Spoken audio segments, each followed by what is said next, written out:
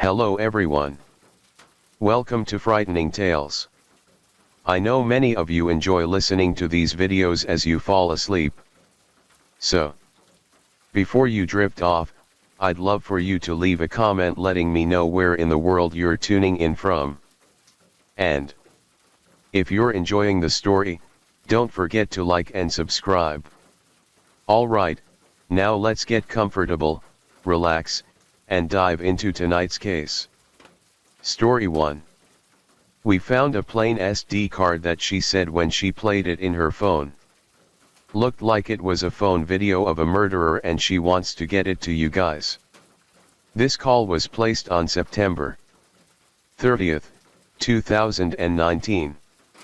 What started as a simple case of stolen property quickly spiraled into one of the most horrifying murder discoveries in Alaska's history. A woman unknowingly snatching an SD card from a man found herself staring into pure evil. Graphic footage of a brutal killing. But the real nightmare, the victim was someone she knew. She said she was going to the liquor store. She was going to get a bottle and she had to go meet up with somebody. That must have been him because that was the last time I ever saw her. Brian Stephen Smith lived a life of deception. To his wife, he was a devoted husband. To his colleagues at Marriott Hotel, a generous man with a passion for vlogging. To his mistress, a dark and twisted enigma. But to his victims, he was a self-proclaimed serial killer, one who inflicted unimaginable horror before stealing their last breath. And it was all hidden in that one tiny SD card. That tiny piece of evidence would finally rip the mask off the monster. But even with him behind bars, a chilling question remains. Could there be more victims we don't know about? I do not remember this on these audio on the videos on several of them in my movies. Sadly, everybody dies. What are my followers going to think of you? People need to know when they're being serial killed. These are things you're saying to her while you're doing that. Why would I say that? Can you even just say things like that? By all accounts, Smith was the kind of guy who looked like your everyday American neighbor, the type no one would ever suspect of anything sinister. And everyone, I mean everyone, vouched for his normalcy.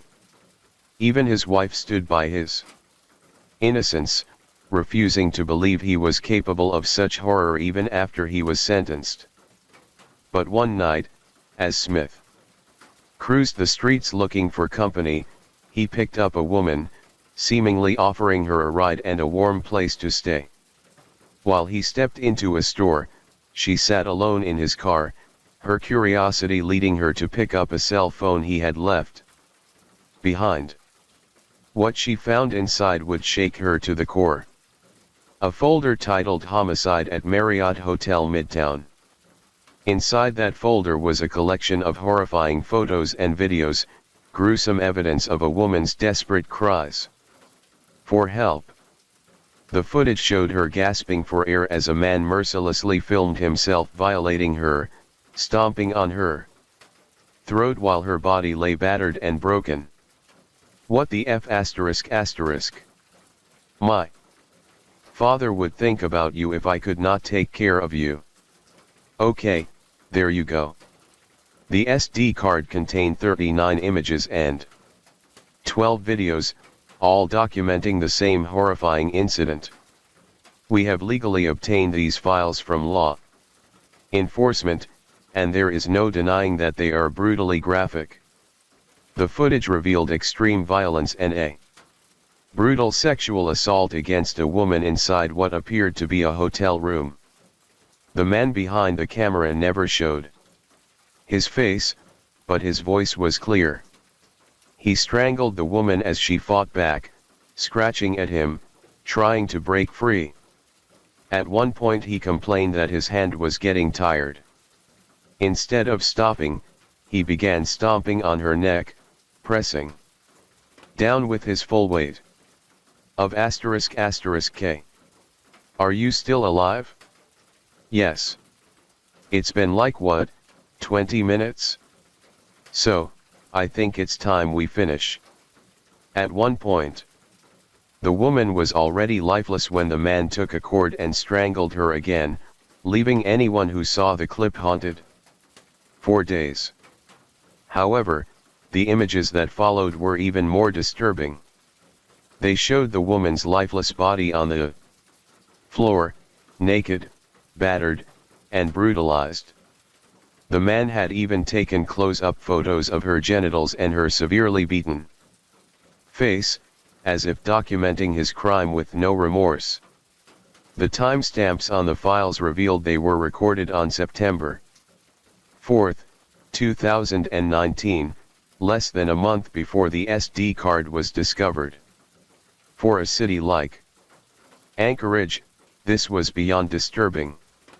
Despite being Alaska's largest city, it has a population of just under 300,000, a place where people know their neighbors, where violent crimes of this magnitude are rare.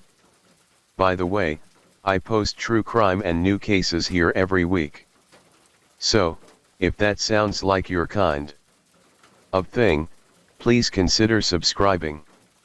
It helps a lot.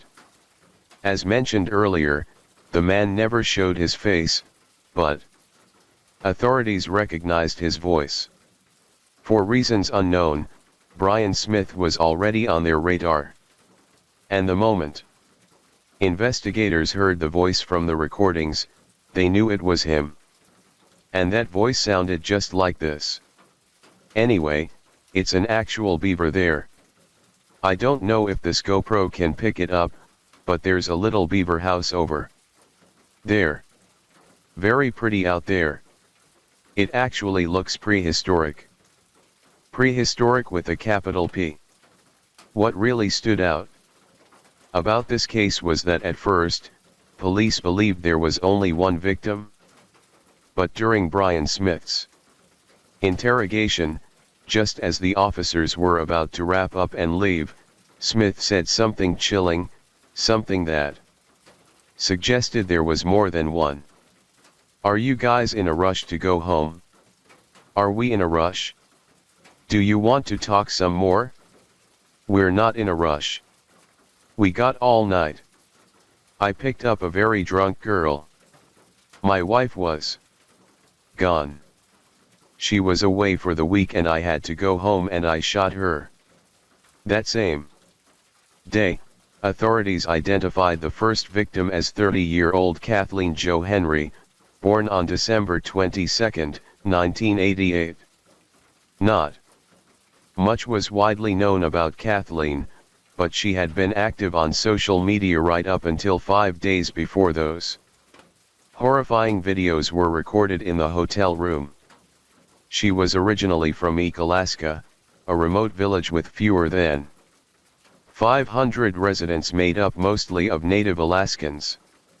The place was so isolated that you couldn't even drive there from Anchorage. It was over 400 miles away across rugged mountains and harsh terrain. Kathleen had left that small world behind and moved to Anchorage. She had been divorced and described herself online as a tough Alaska chick since 1997.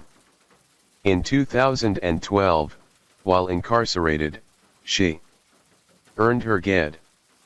Her record stretched back to 2007, including multiple counts of assault, disorderly conduct, drunk driving, resisting arrest, and theft. Her most recent charge was on January 12, 2019, a fourth-degree assault, which in Alaska could mean anything from causing bodily harm to throwing bodily fluids on law enforcement or other protected individuals. Despite her past, Kathleen seemed determined to turn things around. She had spoken about feeling hopeful for the future. She had people who cared about her. She was loved. And it was also known that she had a passion for writing poetry. But how she crossed paths with Brian Smith remains a mystery. 2 days after the discovery of the card, police responded to a call about human remains in the southern part of the city, which they believe belonged to the woman in the video. At the time, Brian Smith was not even in Alaska. He was vacationing in Virginia with his wife. You could even see their videos on YouTube where they truly looked like a happy couple. When Smith finally returned to Anchorage, stepping off his flight at Ted Stevens International Airport, he had no idea what was waiting for him. Authorities were already there. He had come back to start a new job at the Residence Inn, another hotel under the Marriott brand. Though he was already working at a Marriott location near University, this new position was supposed to be a fresh start. Instead, the second his feet touched the ground, police moved in. He was arrested on the spot and charged with murder. But here's the real question.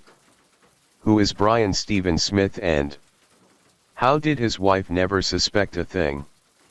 Brian Stephen Smith was born in Queenstown, Eastern Cape, South Africa. His past remains largely a mystery except for a trail of eerie Facebook posts and an unsettling online presence. He attended Queen's College, high school, and once ran a guest house in South Africa with dreams of one day owning his own hotel. But something led him to leave his home country behind and start fresh in Alaska. There's been endless speculation about why he made the move. Some believe his dark impulses didn't begin in Alaska, that he may have been engaging in disturbing activities long before setting foot in the US. What we do know for certain is that his life took a sharp turn when he met his future wife, Stephanie, through online gaming. Stephanie was nearly 20 years older than Smith, but that didn't stop them from falling hard and fast.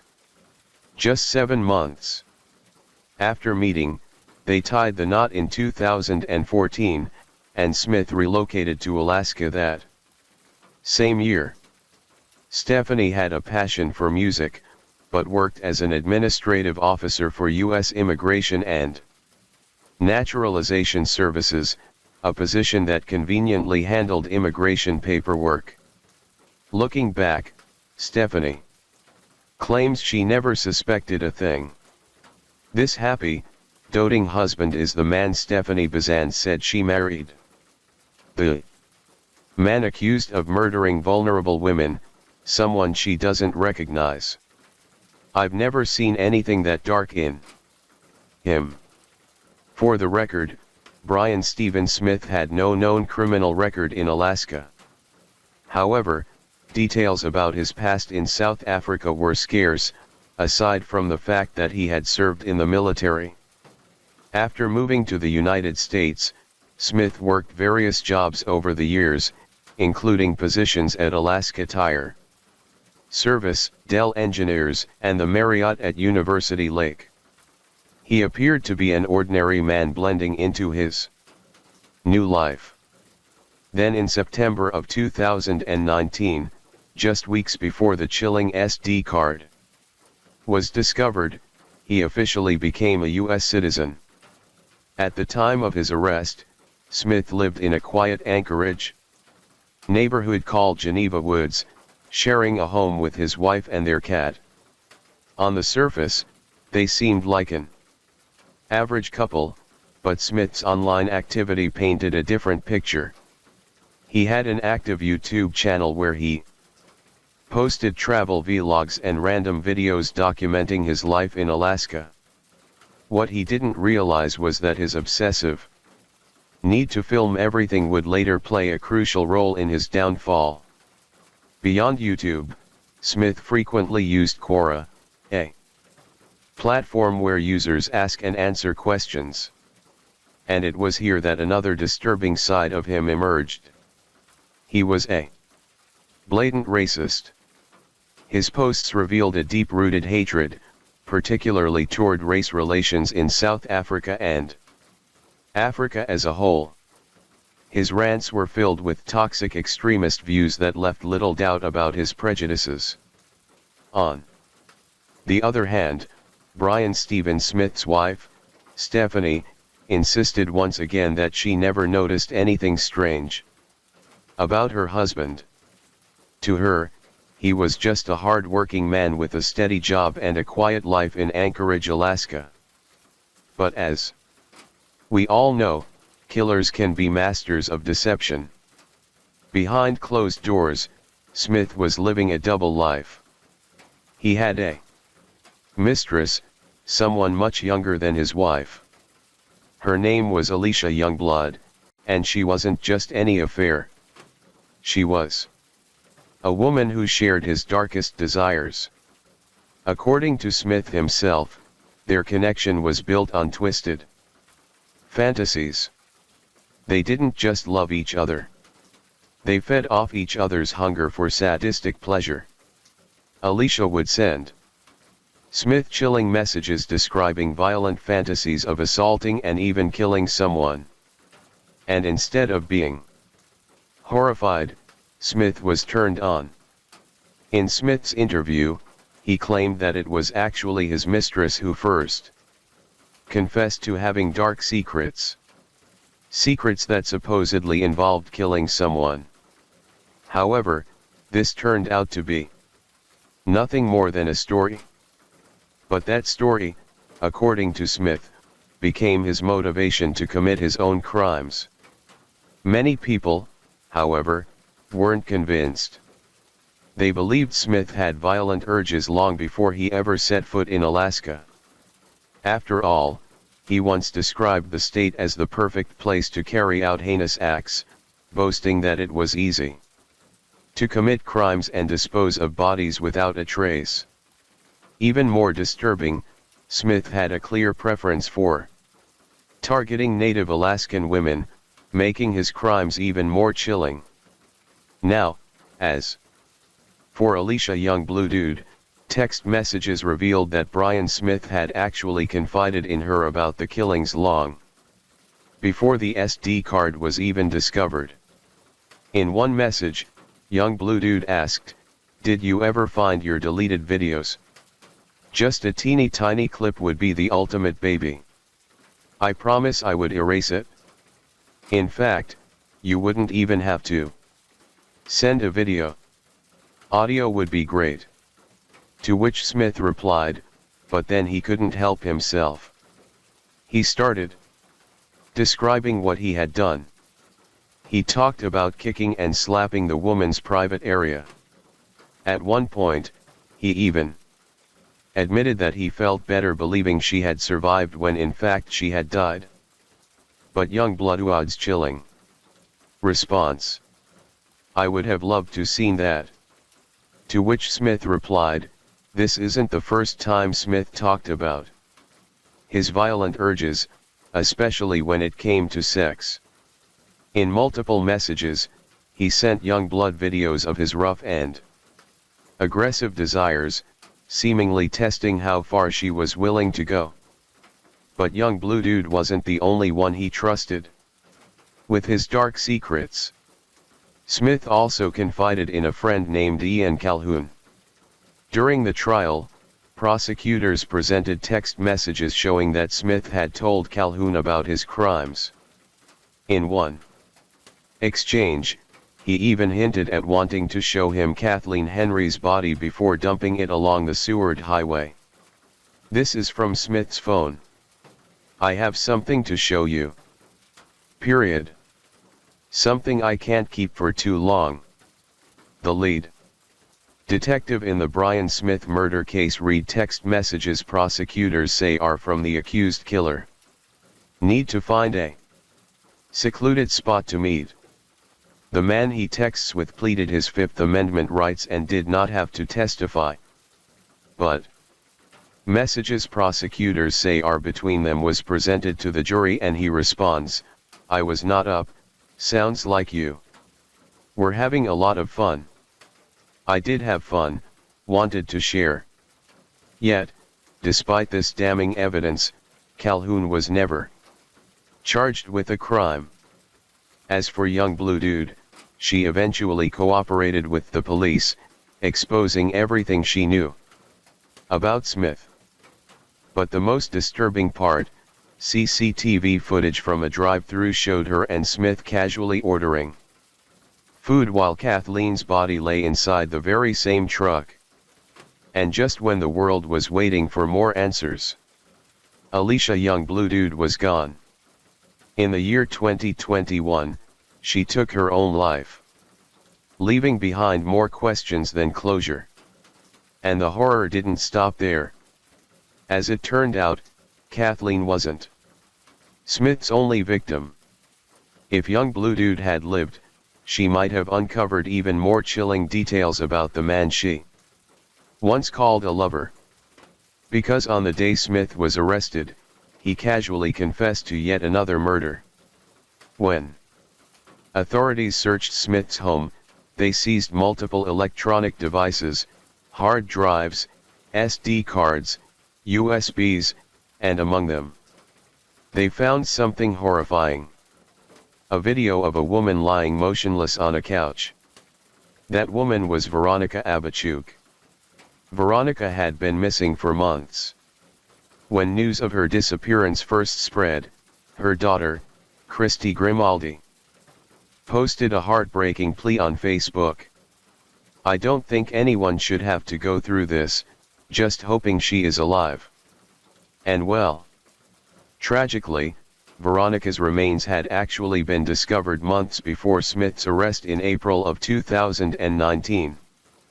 But with only a skeleton left and a bullet fragment lodged in her skull, no one knew who she was. It wasn't until Smith's confession that her identity and the gruesome truth came to light.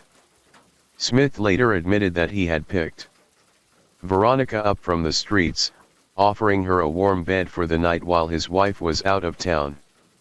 He even let her shower, claiming she smelled. But after that, his monstrous nature took over. Just like Kathleen, Veronica was brutally murdered. Except this time, Smith shot her before dumping her body in the woods.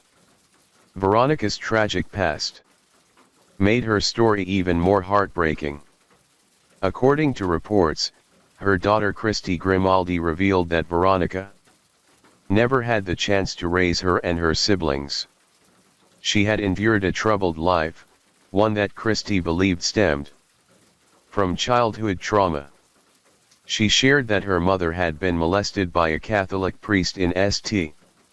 Michael, a trauma that shaped her life forever. After becoming a mother herself, Grimaldi had tried to reconnect with Veronica. She even invited her to live with her, discovering that they shared a simple but comforting favorite snack, rice with melted cheese. But no matter how many times Veronica tried to rebuild her life, the streets always pulled her back. And that's how she crossed paths with Valerie Kassler, the woman who would later uncover the key to this entire case. Because Valerie found the one piece of evidence that sealed Smith's fate, the SD card. And how did she find it? Well, Brian Smith had a dark habit, one that would ultimately lead to his downfall. Every night, he prowled the streets searching for vulnerable women, sex workers, runaways, those society overlooked. One night, Brian Smith picked up Valerie Kassler from the streets, and they spent the next 12 hours together. According to Valerie, nothing about him seemed off. He didn't hurt her, threaten her, or even say anything unusual.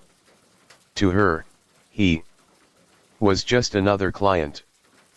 But everything changed when Smith stopped at an ATM to withdraw money for their date. While waiting in his car, Valerie's curiosity got the best of her. She picked up 2 phones he had left behind, wondering if they shared any mutual contacts or if she'd recognize any pictures. But what she found was far worse than she could have ever imagined. She stumbled upon the horrifying video, the brutal murder of Kathleen Henry. The moment she realized what she was watching, panic set in. Without hesitation, she grabbed the phone and ran. For days, she hid deep in the woods, terrified that Smith would come after her. She had seen what he was capable of, and now he likely knew she had his phone. But despite her fear, Valerie found the courage to do what no one else had. She turned the evidence in. And with that, Brian Smith's reign of terror was finally brought to an end. But justice didn't come easy. It would take 4 long years after Brian Smith's arrest, before his trial even began. And despite the fact that he had already confessed before, Smith suddenly changed his tune, claiming he was pressured into admitting to the crimes after being interrogated for 8 hours straight. But the evidence against him was undeniable. On top of that, the trial was brutal. Jurors had to watch the horrifying videos Smith had recorded. Footage so disturbing that the judge debated whether to show them in open court.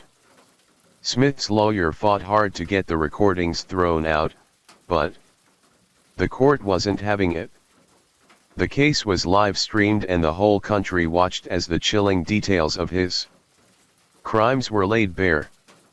I'm *****ing half an hour at least now. We're going on half an hour now. Come on, please, man. Jesus. F**********F******. Hey honey, hey, that's it, just do it, just take it. Then in February of 2024 the jury delivered its verdict guilty on all 14 charges. Smith was convicted of 2 counts of first-degree murder for the brutal killings of Kathleen Jo Henry and Veronica Abachuk. But that wasn't all. He was also found guilty of second-degree sexual assault, tampering with evidence, and even mistreating their bodies after death. The jury made it clear that what he did to Kathleen was beyond cruel. She had been tortured, and for that, Smith was handed an automatic 99-year sentence.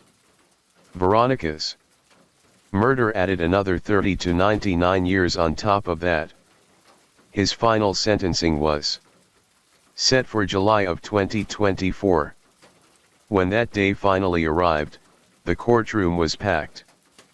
Family members of the victims, supporters, and advocates gathered, many of them wearing red to honor Indigenous women who had gone missing or been murdered.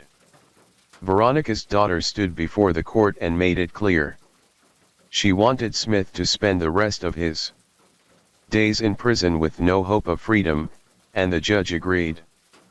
In one interview, even her niece expressed hope for a better outcome in the trial. The Abachuk sisters grieved too much to hold back as Smith entered the courtroom. For the family, knowing what happened is a small step forward, but healing a journey with many unanswered questions, like why this has happened to their family member. Family members told KTU Abachuk liked her lifestyle of homelessness, of freedom, but they worried. It was scary. We've always wanted the best for her. Her niece, Tatak Muma, remembers her auntie Veronica teaching her how to cook and the kindness she had. Very sweet lady. She loved her kids. She loved everyone. I really missed that. When she went missing 2 years ago, they worried, but never did they imagine it would end like this. We didn't know what to think. We were hoping a better outcome. With that, Smith was sentenced to 226 years behind bars. No chance of parole. No chance of ever walking free again. But the case didn't just bring justice to the victims' families. It shed light on something much bigger. The terrifying reality that Indigenous women in Alaska face every day. Advocates spoke out demanding change, urging authorities to do more to protect these communities. Because for too long, women like Kathleen and Veronica had been disappearing and nobody was paying attention. But even after Brian Smith was sentenced, another mystery still lingered. The fate of Cassandra Boskovsky. She was last heard from in the summer of 2019. And then one day, she simply vanished. Cassandra wasn't just some missing person case. She was a mother of 7, someone who kept in close contact with family and friends. Her sudden silence was alarming. Then in September of 2019, Cassandra was officially reported missing, but the truth wouldn't begin to surface until detectives got their hands on Smith's phone later that year. Buried in the files were chilling images. Photos of a woman lying on the ground, either unconscious or dead. The woman in the pictures bore a striking resemblance to Cassandra. Her family had no doubt it was her. Yet, despite the gruesome evidence, the police never officially identified her as a victim. Even Smith himself admitted he had been with the woman in the pictures, but insisted he left her alive.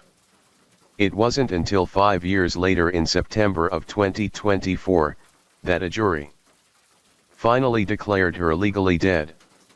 Her family fought tirelessly to prove that she was one of Smith's victims, pointing to small but unmistakable details. A butterfly tattoo the size of her feet. Clear signs that the woman in the photos was Cassandra. At the Anchorage Police Department, we have not been able to 100% identify the female in the photos as Cassandra.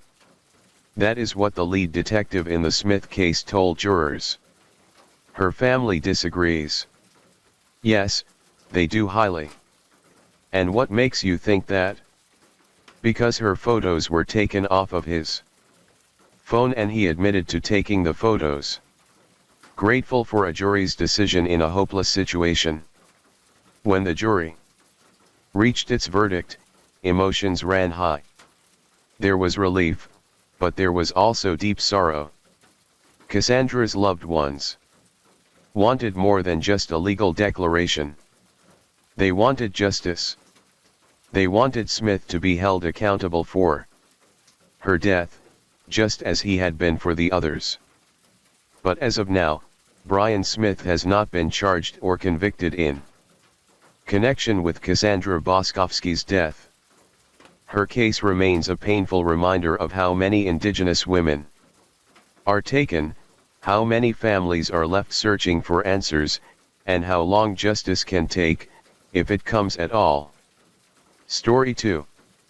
In this quiet, old-fashioned town of Rockdale Township, Pennsylvania, where the Amish embrace a life of simplicity, a nightmare unfolded that no one could have ever imagined.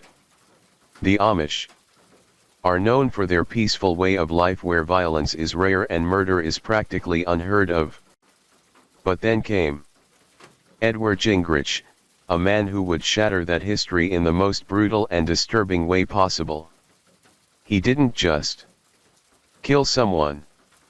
He carved out his victims' organs and stacked them in a grotesque display, leaving behind a crime scene so horrifying that even seasoned investigators were shaken. And it made Edward the first recorded Amish murderer. in over 200 years. Of all the cases we've uncovered, this is one that will stick with you for days, making you wonder if Edward had been taken to a modern doctor sooner. Could this tragedy have been prevented? You can let me know your thoughts once you hear the full story. Because trust me, this is as tragic as the mind of the man who committed it. For starters, Edward was one of 11 children born into a deeply traditional Amish family. When he was 18 years old, his family packed up and moved to Crawford County, Pennsylvania in 1983. Life in an Amish community is all about simplicity, faith, and following strict rules. But from a young age, Edward never quite fit the mold. While most Amish boys grew up learning farming and carpentry, Edward had an unusual fascination with machinery. Something that wasn't exactly encouraged in his world. He worked at his family's sawmill where he quickly developed a reputation as a master mechanic. He had a special talent for fixing diesel engines, something rare for someone in his community. In fact, people often said, but his curiosity didn't stop with machines. He also had an interest in the outside world, something that made him stand out even more.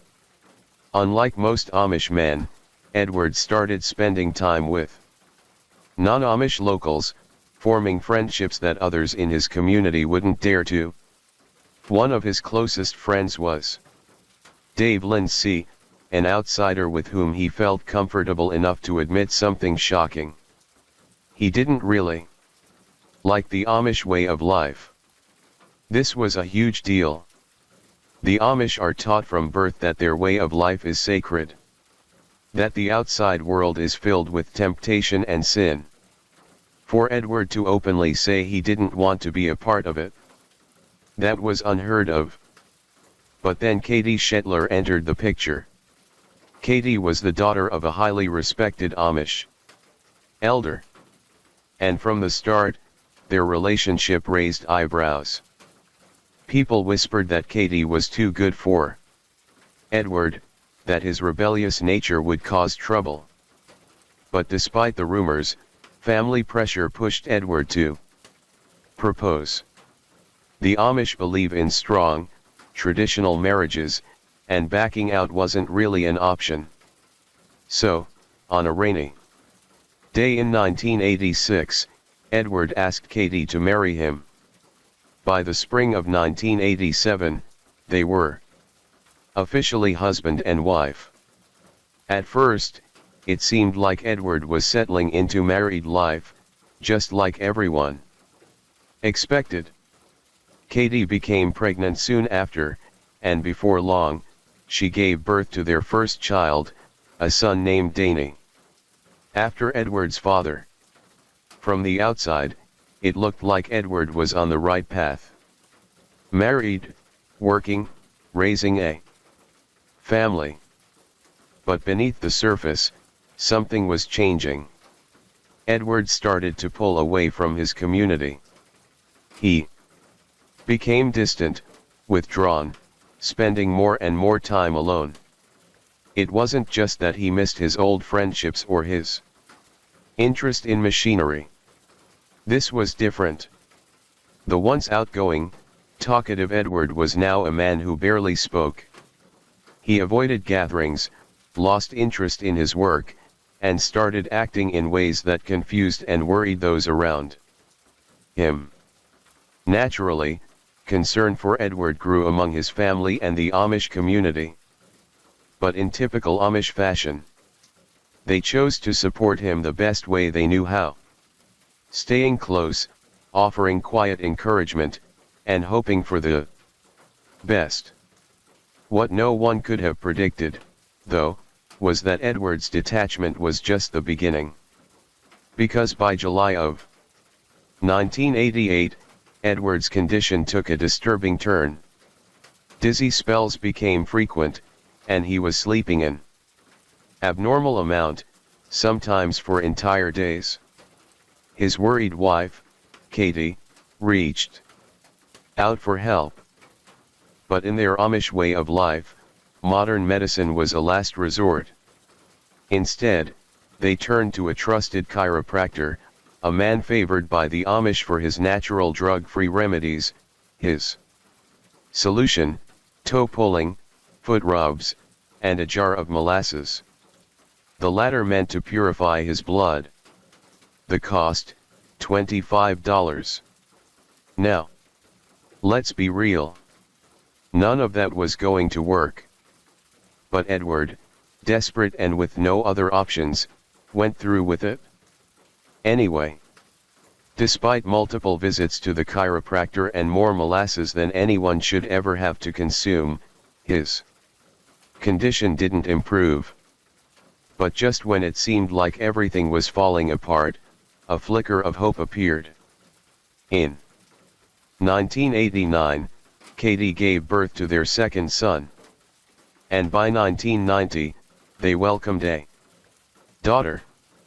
For a moment, it seemed like life might settle down. But Edward, he was already too far gone. His presence in the family became almost non-existent. He avoided his wife and children, showing little to no interest in them. It wasn't just emotional distance. He became physically absent, too. Even refusing to sleep with Katie, for fear she would become pregnant again. And when he did speak, it was only to mutter strange things under his breath. Things about darkness, about visions, about something coming. By the time 1991 rolled around, Edward was barely a shadow of the man he used to be. His physical health had taken a drastic hit. His once strong and capable hands now trembled with an eerie frailty. His skin had turned pale, almost translucent, and the hollowness in his eyes made it seem like he was peering into a world that no one else could see. Then, as if fate hadn't already dealt him a cruel enough hand, things got even worse.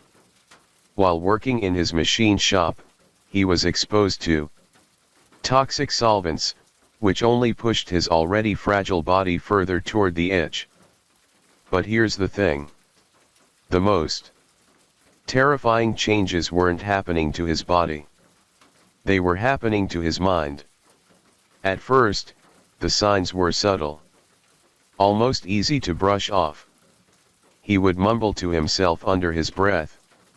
His words barely decipherable, just a low, constant whisper that unnerved anyone who happened to overhear. But then the whispers grew, became more urgent, more frantic. He started answering questions no one had asked, responding to voices no one else could hear. Then came the laughter, soft at first, then suddenly erupting into maniacal fits that would shake his entire body.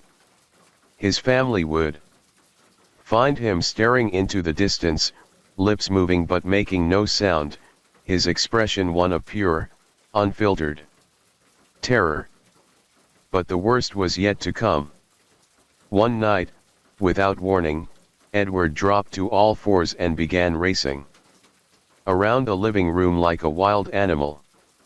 He howled an inhuman, guttural sound that sent chills down the spines of everyone in the house. His eyes darted around wildly, as if he were seeing things that weren't there. And then, in a voice that wasn't quite his own, he started raving about giant rabbits with glowing eyes lurking in the dark corners of the house. He swore they were watching him, waiting for him. And if that wasn't disturbing enough, his ramblings took on an even darker tone. He began shouting, screaming, really about a war between God and Satan, a battle being waged for his very soul. His family could only watch in horror, unable to do anything but pray that whatever was happening to him would pass. But it didn't. It got worse. By 1992, Edward had descended into full-blown madness. His episodes became unpredictable, violent, and completely unhinged that he could no longer be left alone with his wife and children. At this point, they knew he needed medical intervention. But getting him to a hospital was no easy task. Edward resisted with everything he had, refusing to go willingly. His strength, fueled by some unseen force, was so overwhelming that his family was left with only one option. They had to tie him just to get him into the car. When they arrived at the emergency room, chaos erupted. The moment they freed him, Edward snapped. He lunged at nurses, sent medical equipment flying, and thrashed so violently that it took multiple people to hold him down.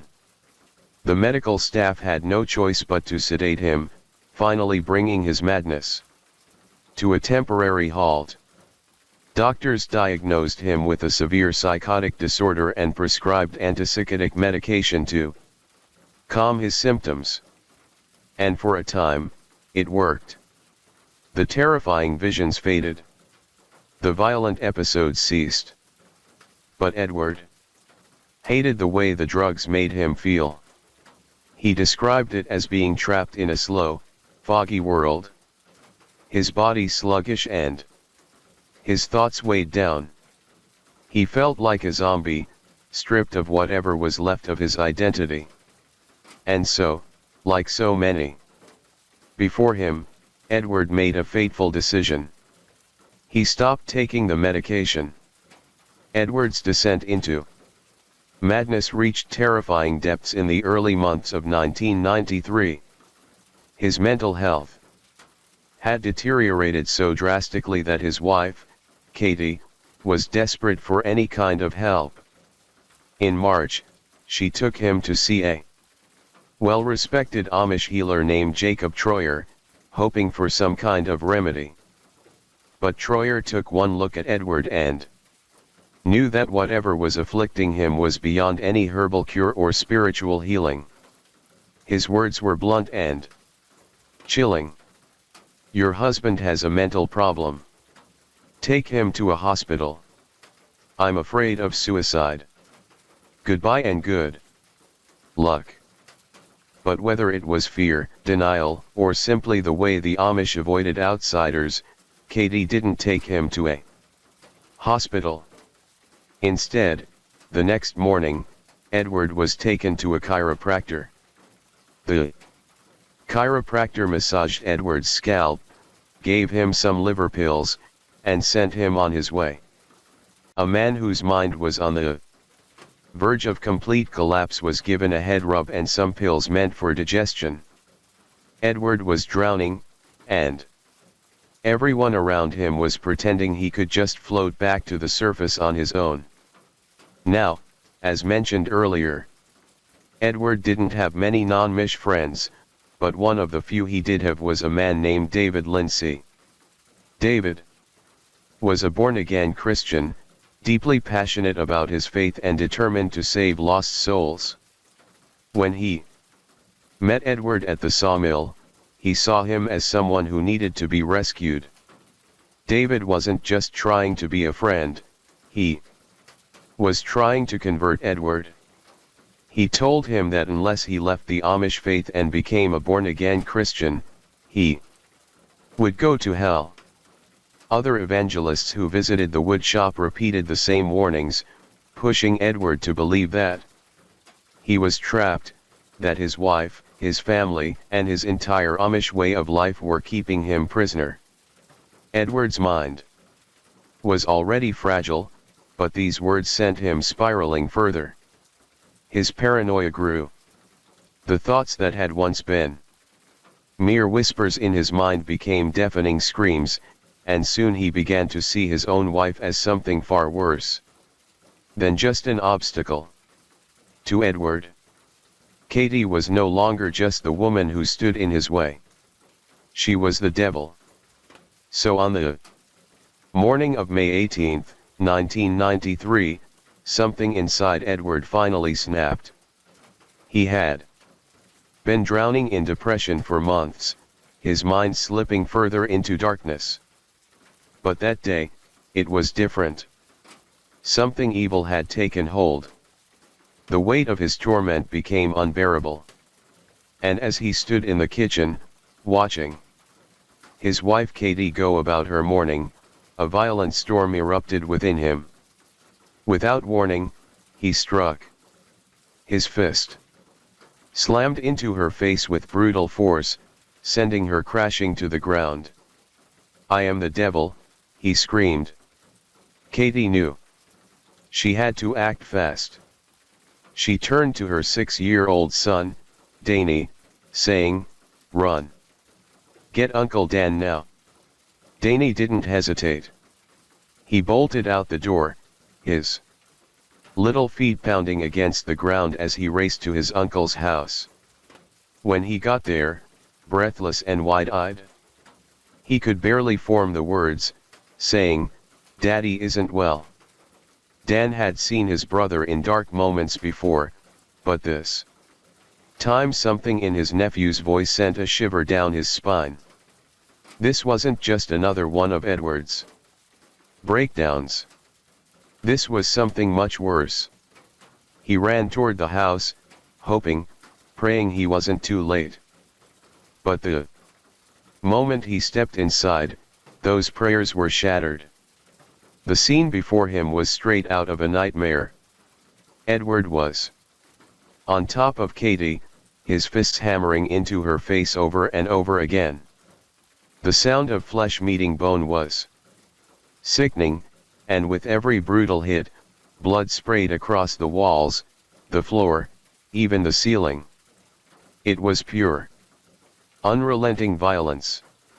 Bones cracked beneath Edward's relentless assault, their sharp snaps echoing through the house like the breaking of twigs. Later, when paramedics arrived, they would say Katie's face was so utterly destroyed that she was unrecognizable. Dan wanted to stop it. He wanted to do something, but the brother he knew was gone. What stood before him was a monster lost in pure uncontrollable rage. Before he could react, Edward stood up, lifted his boot, and with terrifying force, stomped down on Katie's face. The crack that followed was sickening, the sound of bones turning to dust beneath his weight. Dan's stomach twisted, his mind screamed at him to intervene, but fear won. He turned and ran, bolting for help. But if you were Dan at that moment, what would you have done? Would you have stepped in, or would fear have paralyzed you? Drop your thoughts in the comments below because the horror was far from over. Edward stood there for a moment. Then, with chilling calmness, he walked to the corner of the room, slipped on his heavy work boots, and returned to his wife's shattered body. And then, he stomped again and again and again. Each blow crushed what little remained of her skull until her head was no longer a head, just a mess of blood, bone, and flesh. But even that wasn't enough. Something snapped inside Edward. Moving with eerie precision, he stripped Katie's body of its clothes, then walked to the kitchen. His blood-soaked hands reached for a steak knife, fingers curling around the handle as if it were just another tool in his collection. Without hesitation, he plunged the blade into her abdomen and dragged it downward, cutting through skin, muscle, and tissue. Blood poured onto the floor, thick and dark, pulling around his feet.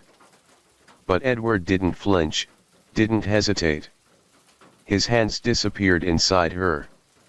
And then, in a moment so horrifying it defied all human logic, he began pulling her apart. One by one, he removed her organs, her heart, her lungs, her liver, her kidneys, her spleen, Her intestines, each one, dripping with blood, was carefully placed in a neat, methodical pile beside her body. It was surgical, calculated, like he was completing a task rather than committing an atrocity. When it was over, he stood up, wiped his hands on his shirt, and walked to the sink. He turned on the water, letting the deep red stain swirl down the drain as if washing away all evidence of his monstrous act. Then, as if it were just another day, he picked up his Bible, walked over to the fireplace, and threw it into the flames. After that, Edward turned to his 4-year-old son and 3-year-old daughter, their small faces frozen in fear. In a disturbingly calm voice, he told them to put on their coats, saying they were going to their grandfather's house. Then, almost as an afterthought, he added that he would come back to burn the house down, but fate had other plans. He never got the chance. The ambulance crew had already been warned that the scene was unsafe. The call described a disturbed man with whispers that Edward was inside, killing his wife. Assistant Fire Chief Andrew McLachlan immediately recognized the name.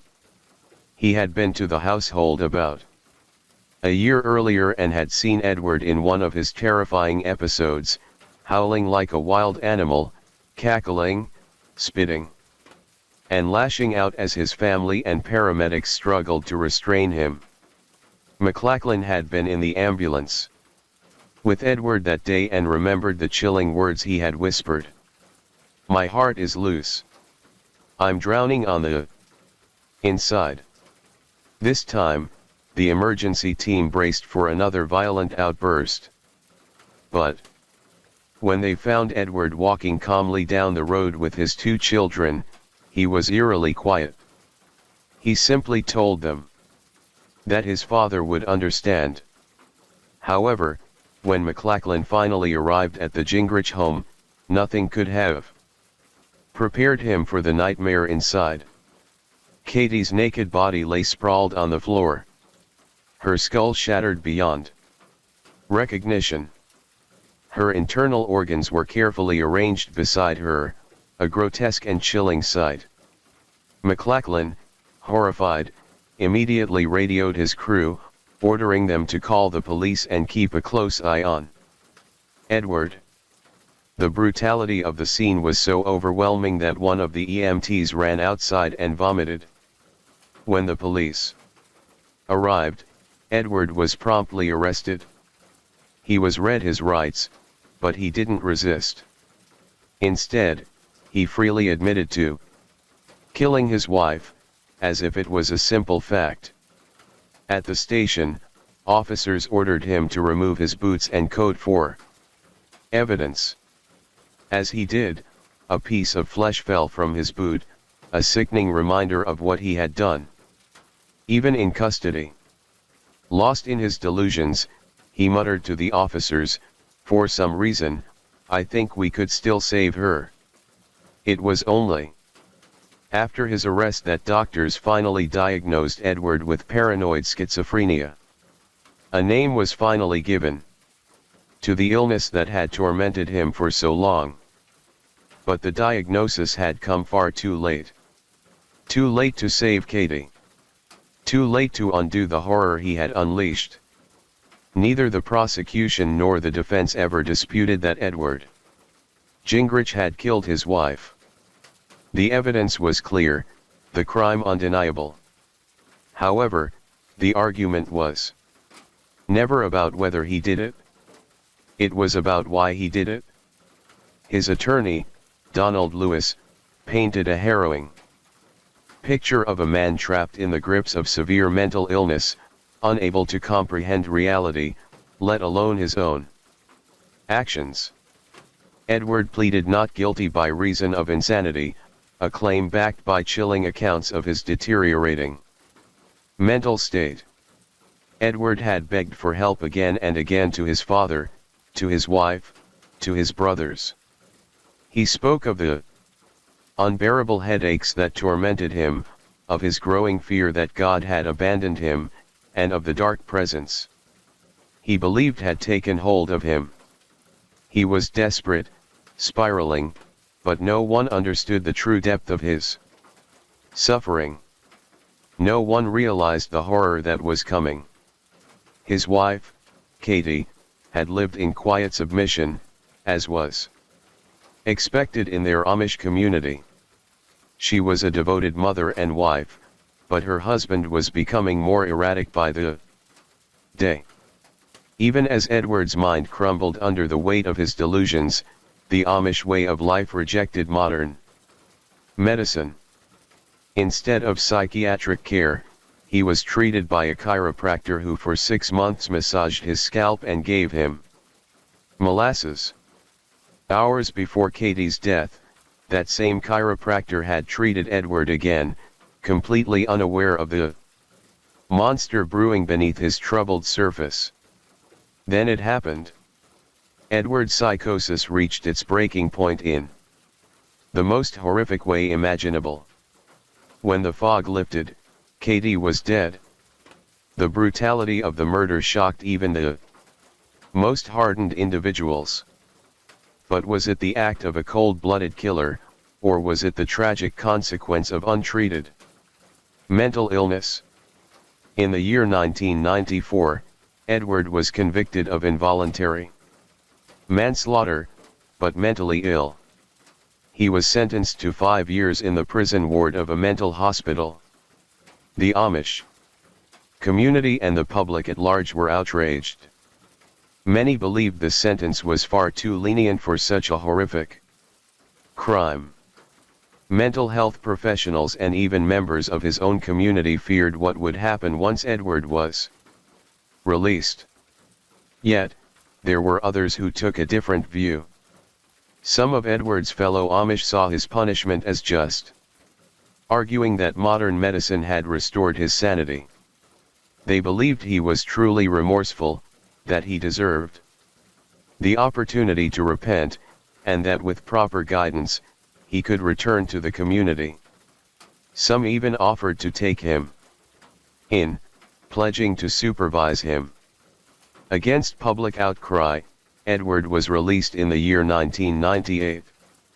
He was placed in an Amish mental care facility in Michigan, but after an unspecified incident, he was transferred to an Indiana psychiatric unit designated for Amish individuals who required constant supervision. Still, he longed to return home. He wanted to see his children. He wanted to rebuild his life. Eventually, Edward moved back to Crawford County, but the life he had once known was gone. Though 2 of his brothers and his teenage sons had reconciled with him, the rest of the Amish community had not.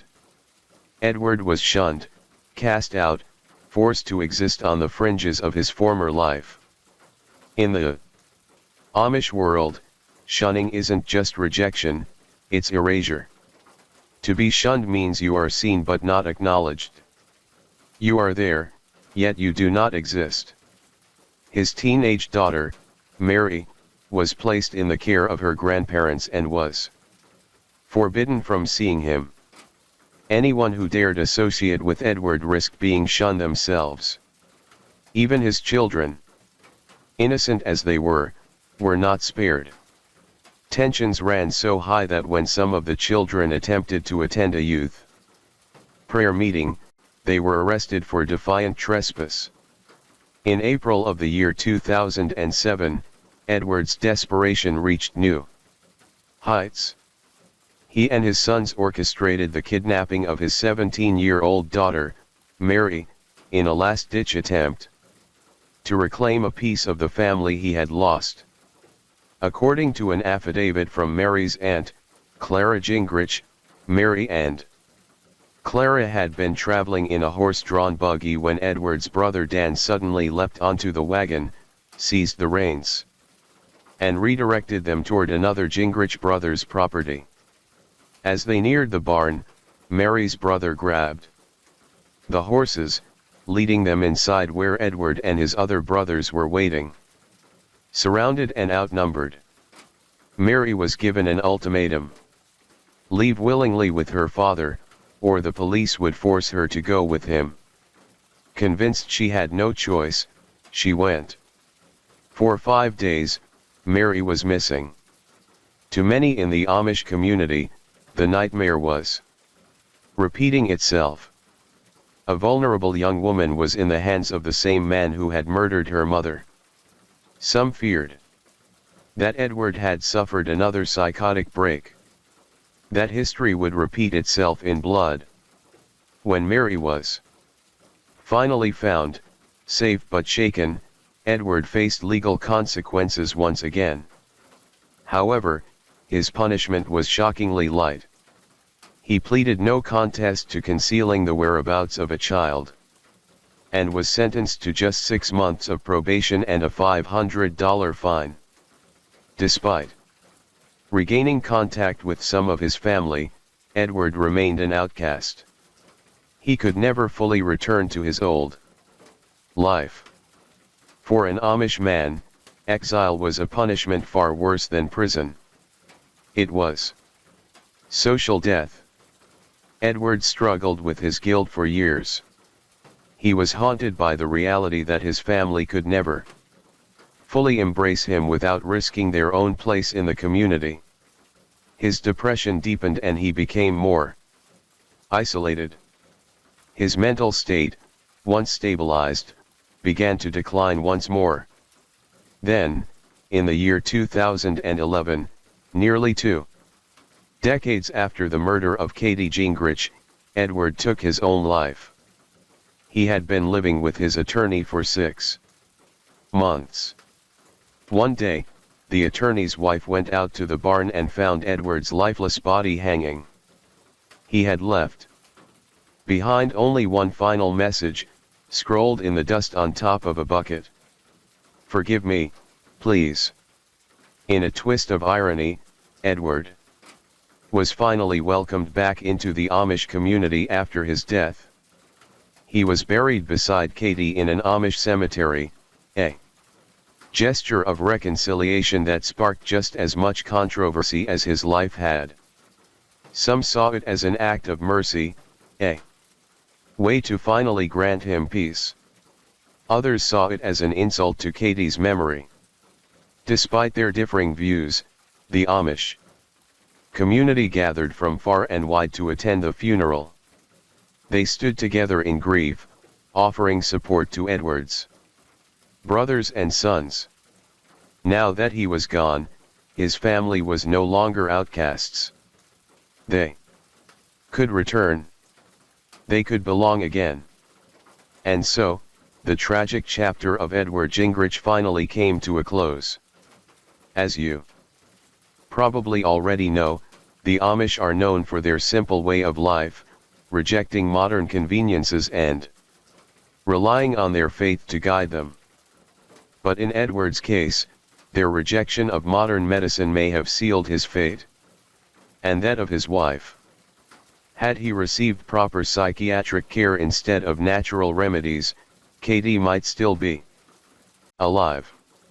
Story 3. This desperate cry for help came from Rachel Hree, a woman who was simply in the wrong place at the wrong time. Rachel was one of 3 close friends who gathered at Amanda Colley's upscale home in a quiet suburban neighborhood on what seemed like an ordinary Thursday morning in August 2015. They were there to comfort Amanda as she struggled through the painful collapse of her marriage, but none of them had any idea that within hours their lives would be shattered forever. 911. Hello, ma'am. Ma'am, what's your address? Ma'am. Hello. Hello. Hello. Did you hear what she said? Eso. No, I didn't. She was screaming bloody murder. Is that gunfire? Oh my God. In this sudden burst of chaos and gunfire, their lives were stolen, leaving behind grieving families and 5 young children who would never see their mothers again. A once tranquil community was thrown into shock and heartbreak. But what could have caused such a horrific attack? What led to this moment of terror? This is the tragic story of Amanda Colley, a woman for whom the help of the courts came far too late. That she is the reason this happened. She didn't give him the fortitude he needed. She didn't tell the truth. She wouldn't confirm what he already knew was true. It's her fault. Amanda had been living in her family home in Mirabella, a beautiful and upscale neighborhood in St. Augustine, Florida. She and her husband, James Colley Jr., had chosen it as the perfect place to raise their children. If you took a walk through their neighborhood, you'd immediately get the sense that the Key family was living a good life. To anyone on the outside, they seemed like the perfect, happy, and successful family. Neighbors often saw James laughing and playing with their 2 children, 6-year-old Trey and 4-year-old Avery, in the cul-de-sac. The couple was known for hosting lively gatherings, inviting friends over for drinks and celebrations. Even as their marriage started to unravel, Amanda and James appeared to handle it with quiet grace. Whatever struggles they faced stayed hidden behind closed doors. That's why the events of August 27, 2015 were so shocking. Around 9 o'clock that morning, Rachel Hendries received a message that something was wrong with Amanda. She and Amanda had been friends for years, having met at a mutual friends party along with Lindy Dobbins. The 3 women had formed an unbreakable bond. They babysat each other's children, supported one another in times of distress, and were always just a phone call away. So when Amanda needed them, Rachel and Lindy didn't hesitate. That morning, Rachel had just dropped her kids off at school. Before heading to Amanda's house, she made a quick stop at a friend's home to get her hair done. It was supposed to be a normal day, but for Amanda, the chaos had already begun. Her usually pristine Morabella home had been completely trashed overnight while she was away. When she returned at 9 o'clock that morning, she walked into a nightmare. Drawers had been pulled out. Clothes and papers were scattered everywhere. Personal belongings had been tossed aside. And even her TV had been smashed to pieces. Strangely, nothing had been stolen. Everything had simply been torn apart, as if someone had been searching for something. Maybe at that moment, Amanda realized just how much danger she was in. Maybe that's why she called her friends over, believing that safety came in numbers. But as that morning would soon prove, no number of people could have protected her from what was coming. Inside the house that morning were 4 people: Amanda, Lindy, Rachel, and Lamar Dubberly. Lamar was Amanda's boyfriend. She had been officially separated from her husband James since June, but she had met Lamar months earlier in April. Their connection started as a professional relationship, but slowly evolved into something more personal. By June 2015, after her separation, Amanda and Lamar had begun seeing each other. Can you describe how that relationship started, if it progressed, and how it progressed? The relationship started professionally and it progressed into a personal relationship, and then we began seeing each other in June 2015, and ultimately that was an intimate relationship. Correct. Correct. Now, Lamar wasn't just any man. He was a force to be reckoned with. A former military officer with an impressive resume. He had attended the U.S. Naval Academy, studied at the Marine Corps University, and even worked at the Pentagon. Sharp, disciplined, and strategic, he carried himself with the confidence of someone who had seen and handled high-stakes situations. Amanda met him while they were both working in corporate management at Fanatics, a sportswear company. As her marriage with James crumbled, she found solace in Lamar, a man who offered stability when everything else in her life was spiraling. And on that fateful Thursday morning, when she returned home to find her house torn apart, Lamar was one of the first people she called. After she got to the house, "Did you hear from her?" "I did." "How did you hear from her?" "Call or text?" "Amanda FaceTimed me, and I was able to survey the damage with her." Lamar, Lindy, and Rachel arrived, each of them hoping to provide Amanda with comfort and a sense of security. Together, they walked through the wreckage, drawers overturned, belongings scattered. A silent warning that something was terribly wrong. While Amanda and Lindy stayed upstairs trying to make sense of it all, Lamar took Rachel to the garage to assess the damage. "Did there come a time that you were notified that something was going on in Amanda's house?" "Yes." "And who notified you of that?" "Lindy." "Now, imagine coming home to find your house completely ransacked, drawers pulled out, belongings scattered, every inch of your safe space violated. That alone is terrifying. But before you even have a chance to process the mess, gunshots ring out. Suddenly, a trashed home doesn't seem so bad. Amanda barely had time to react before the chaos escalated. Outside, a man stood in her backyard, gripping a handgun and aiming it directly at the living room. Shattered glass sprayed in all directions as bullets tore through the windows. His furious voice echoed through the air, saying, "Where is he?" over and over again. That man was James Colley, Amanda's arranged husband. And he wasn't just there to scare them. He was out for blood. Inside, Rachel and Lamar froze for a split second. Then reality hit. James wasn't just shooting into the house at random. He was looking for someone. And Lamar didn't need to guess. Who?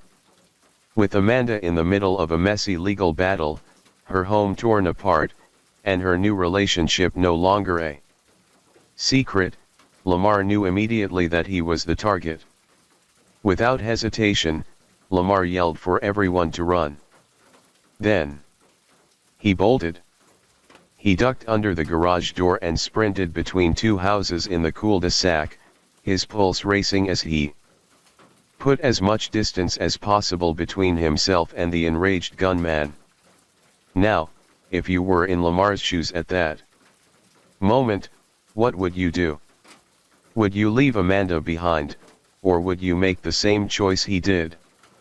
Share your thoughts in the comments below. Meanwhile, Amanda and Lindy, caught further inside the house, had no way out. They did the only thing they could. They ran upstairs. Rachel followed, her instincts screaming at her to find shelter.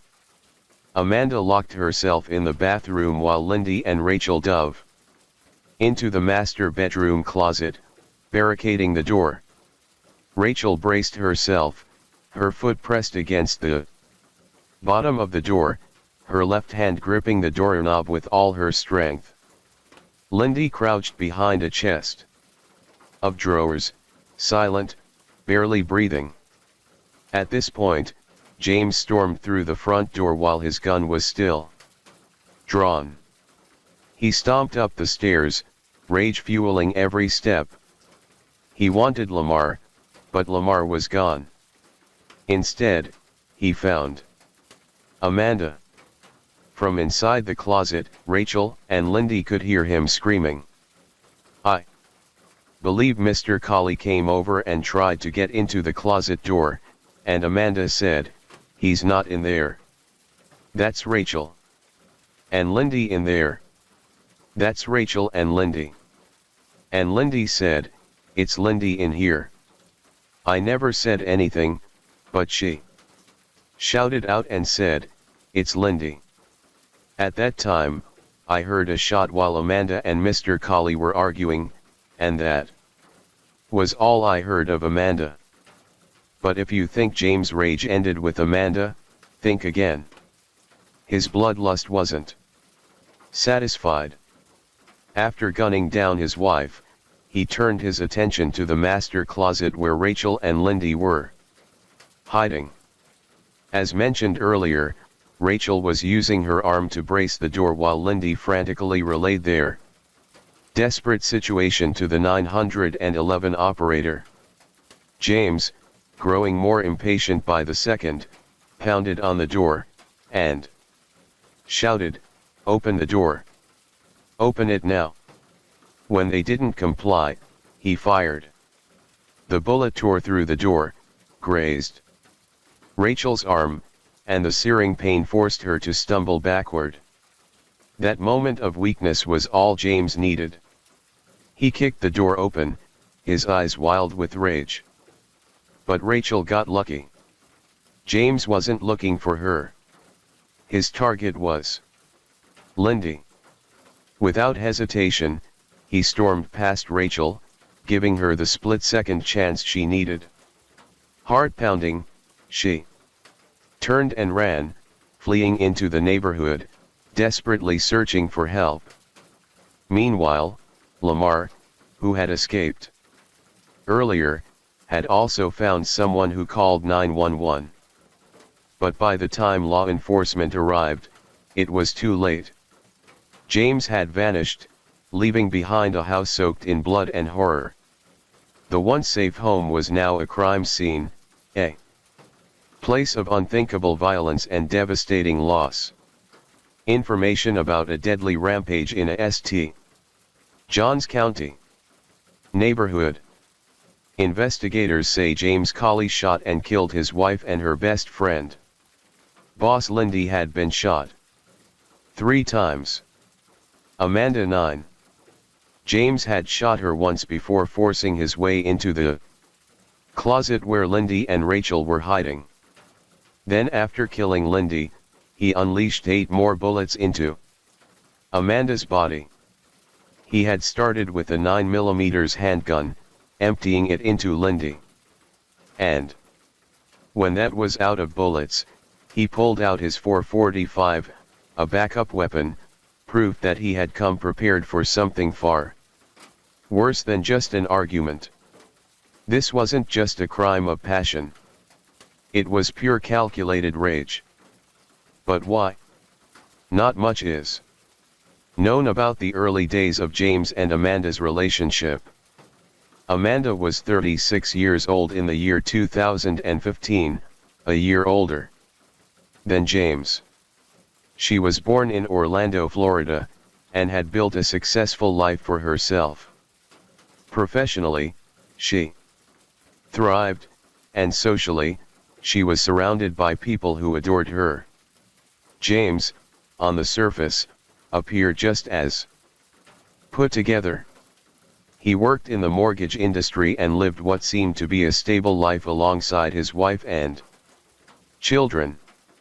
To those looking in from the outside, he was a devoted father, a man who spent every waking moment with his kids, teaching them how to swim, always present, always involved.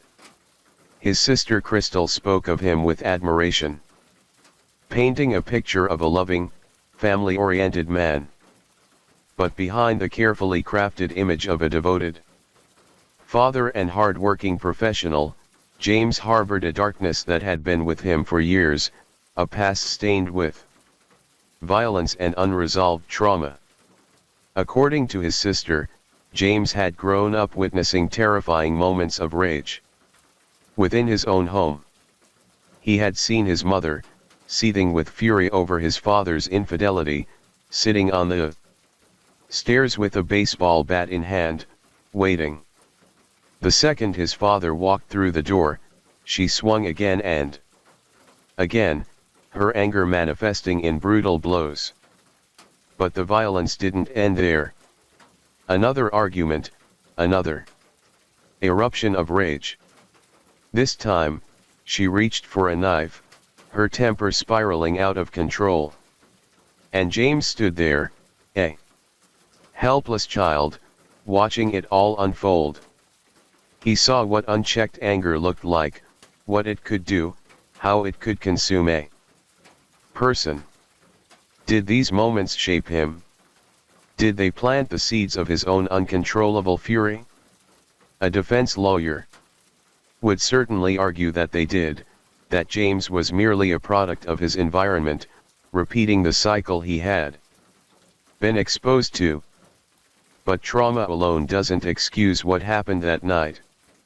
By late August of 2015, James and Amanda had been separated for months. He had moved on. Or at least that's what everyone thought. James was seeing someone new. Yet his obsession with Amanda hadn't faded. Instead, it had festered, growing into something dangerous, something deadly. Amanda had done nothing wrong.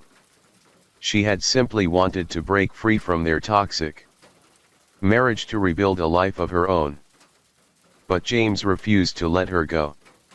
His attack wasn't just a crime of passion or a fleeting moment of lost control. It was premeditated. It was the culmination of his growing rage, his need for dominance over the woman who dared to walk away. And in the end, Amanda paid the ultimate price for nothing more than wanting to be free. Now, all of this toxicity comes to a peak when a neighbor sent James a photo. Lamar, shirtless, mowing Amanda's lawn. That was all it took to set him off. Fury consumed him, igniting a relentless storm of abusive text messages and voicemails that wouldn't stop until the day of the murders. In their conversation, he texted her, "Oh, and your boyfriend has been parking at the playground and walking around the back. The whole neighborhood knows.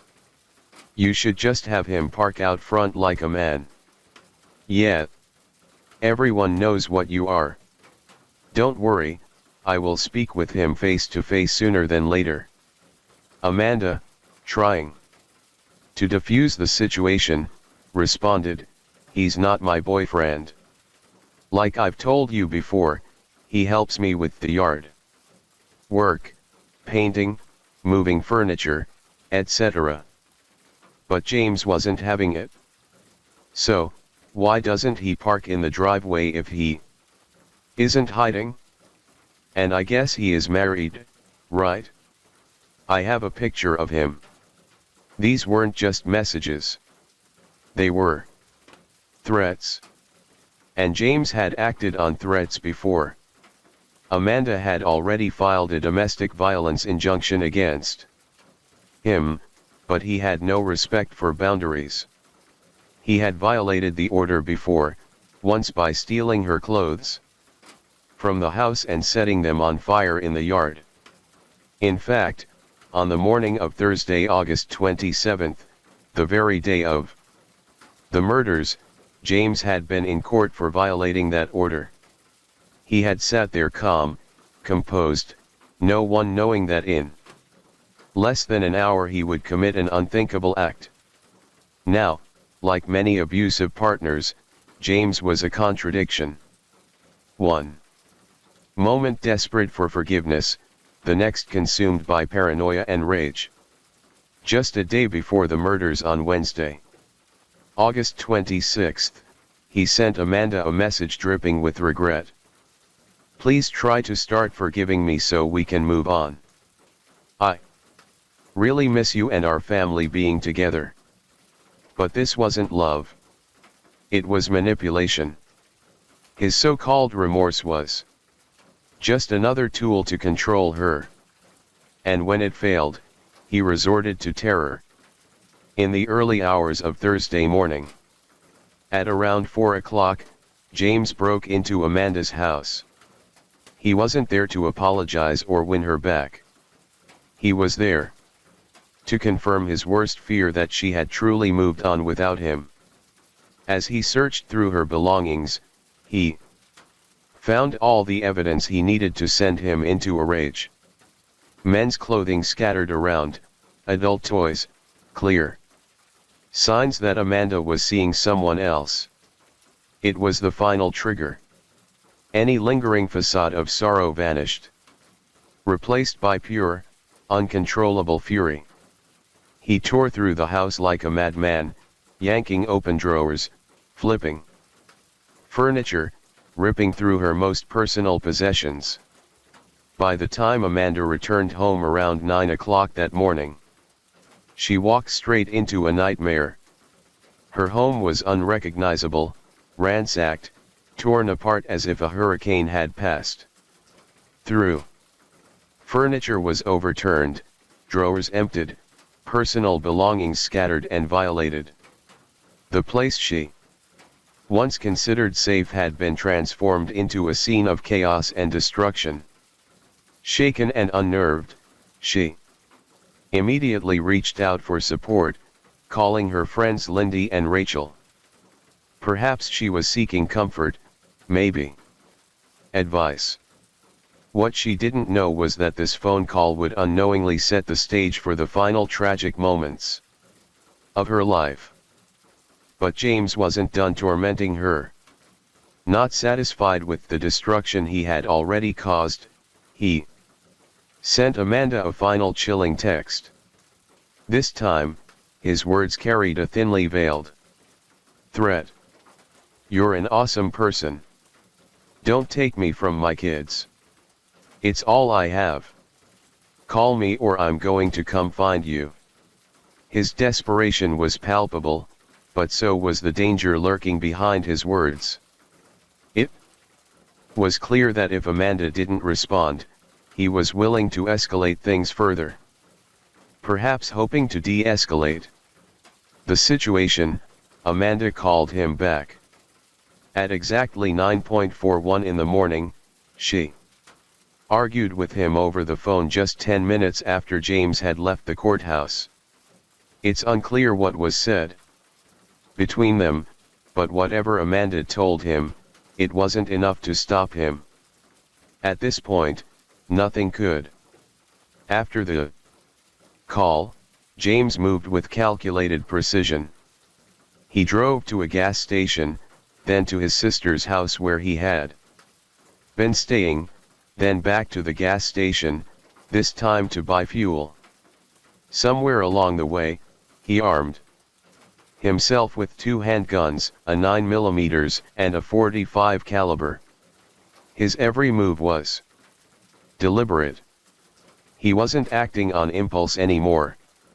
He was following a plan, one that had only one possible ending. During his drive, James made one last phone call to his father. A woman walking her dog nearby overheard the conversation and later recalled the desperate plea in James' father's voice. "Please, please, son, come back and get your truck. Everybody knows what you've been through." His father was begging him to stop, to turn back before it was too late. But James' response was chilling, filled with a heavy finality that left no room for hope. "I just can't take this anymore," he said. And with that, he continued his deadly course. James didn't pull up to Amanda's house the way a visitor would. He didn't park in the driveway. He didn't knock on the door. Instead, he parked on a nearby street and approached from the rear, moving like a predator stalking its prey. He knew exactly what he was going to do. and he had no intention of leaving until his mission was complete. The first gunshots shattered the morning's silence, ripping through the living room with terrifying precision. Rachel and Lamar caught completely off guard. Barely had time to react before James was fired at them. Every pull of the trigger was fueled by a single purpose: to make them pay. Amanda tried to run, but James was faster. He gunned her down in cold blood, making sure she never had the chance to escape him again. Lindy, who had just arrived moments earlier, never stood a chance. Before she could process the horror unfolding before her, she was executed on sight. And then just as quickly as he had arrived, James disappeared. He left behind chaos, death, and devastation. But he also left behind two witnesses: Lamar, miraculously unharmed, and Rachel, wounded but still alive. They knew exactly who had done this. They could name the killer. And now so could the police. The manhunt for James Terry Colley Jr. began immediately after the murders. Law enforcement agencies worked tirelessly to track him down, knowing he was armed, dangerous, and capable of further violence. That very night in Norton, Virginia, an unexpected call to 911 would lead to his capture. A distressed woman reported a terrifying encounter on the road. She explained that a reckless driver had nearly forced her off the highway. Describing the scene in a panic, she said, acting quickly, Norton police located and stopped the vehicle. Inside they found James along with several firearms. James was officially charged with a long list of crimes reflecting the full scope of his violent actions. He faced 2 counts of first-degree murder for the deaths of Amanda Colley and Lindy Dobbins. He was also charged with 2 counts of attempted first-degree murder for Rachel Hendrick Kay and Lamar Dubberly, who had narrowly survived the attack. Additionally, he was accused of burglary with assault or battery, burglary of a dwelling, and aggravated stalking after an injunction. The prosecution was prepared to ensure that justice was served. At trial, James' defense team attempted a controversial argument, claiming that his actions were not premeditated. They suggested that he had been in an altered mental state at the time of the killings. A psychiatrist testified that James was experiencing parasomnia, a sleep disorder associated with abnormal movements and behaviors during sleep. The defense argued that he had taken ambient alcohol and other drugs, which supposedly left him in a confused dreamlike state.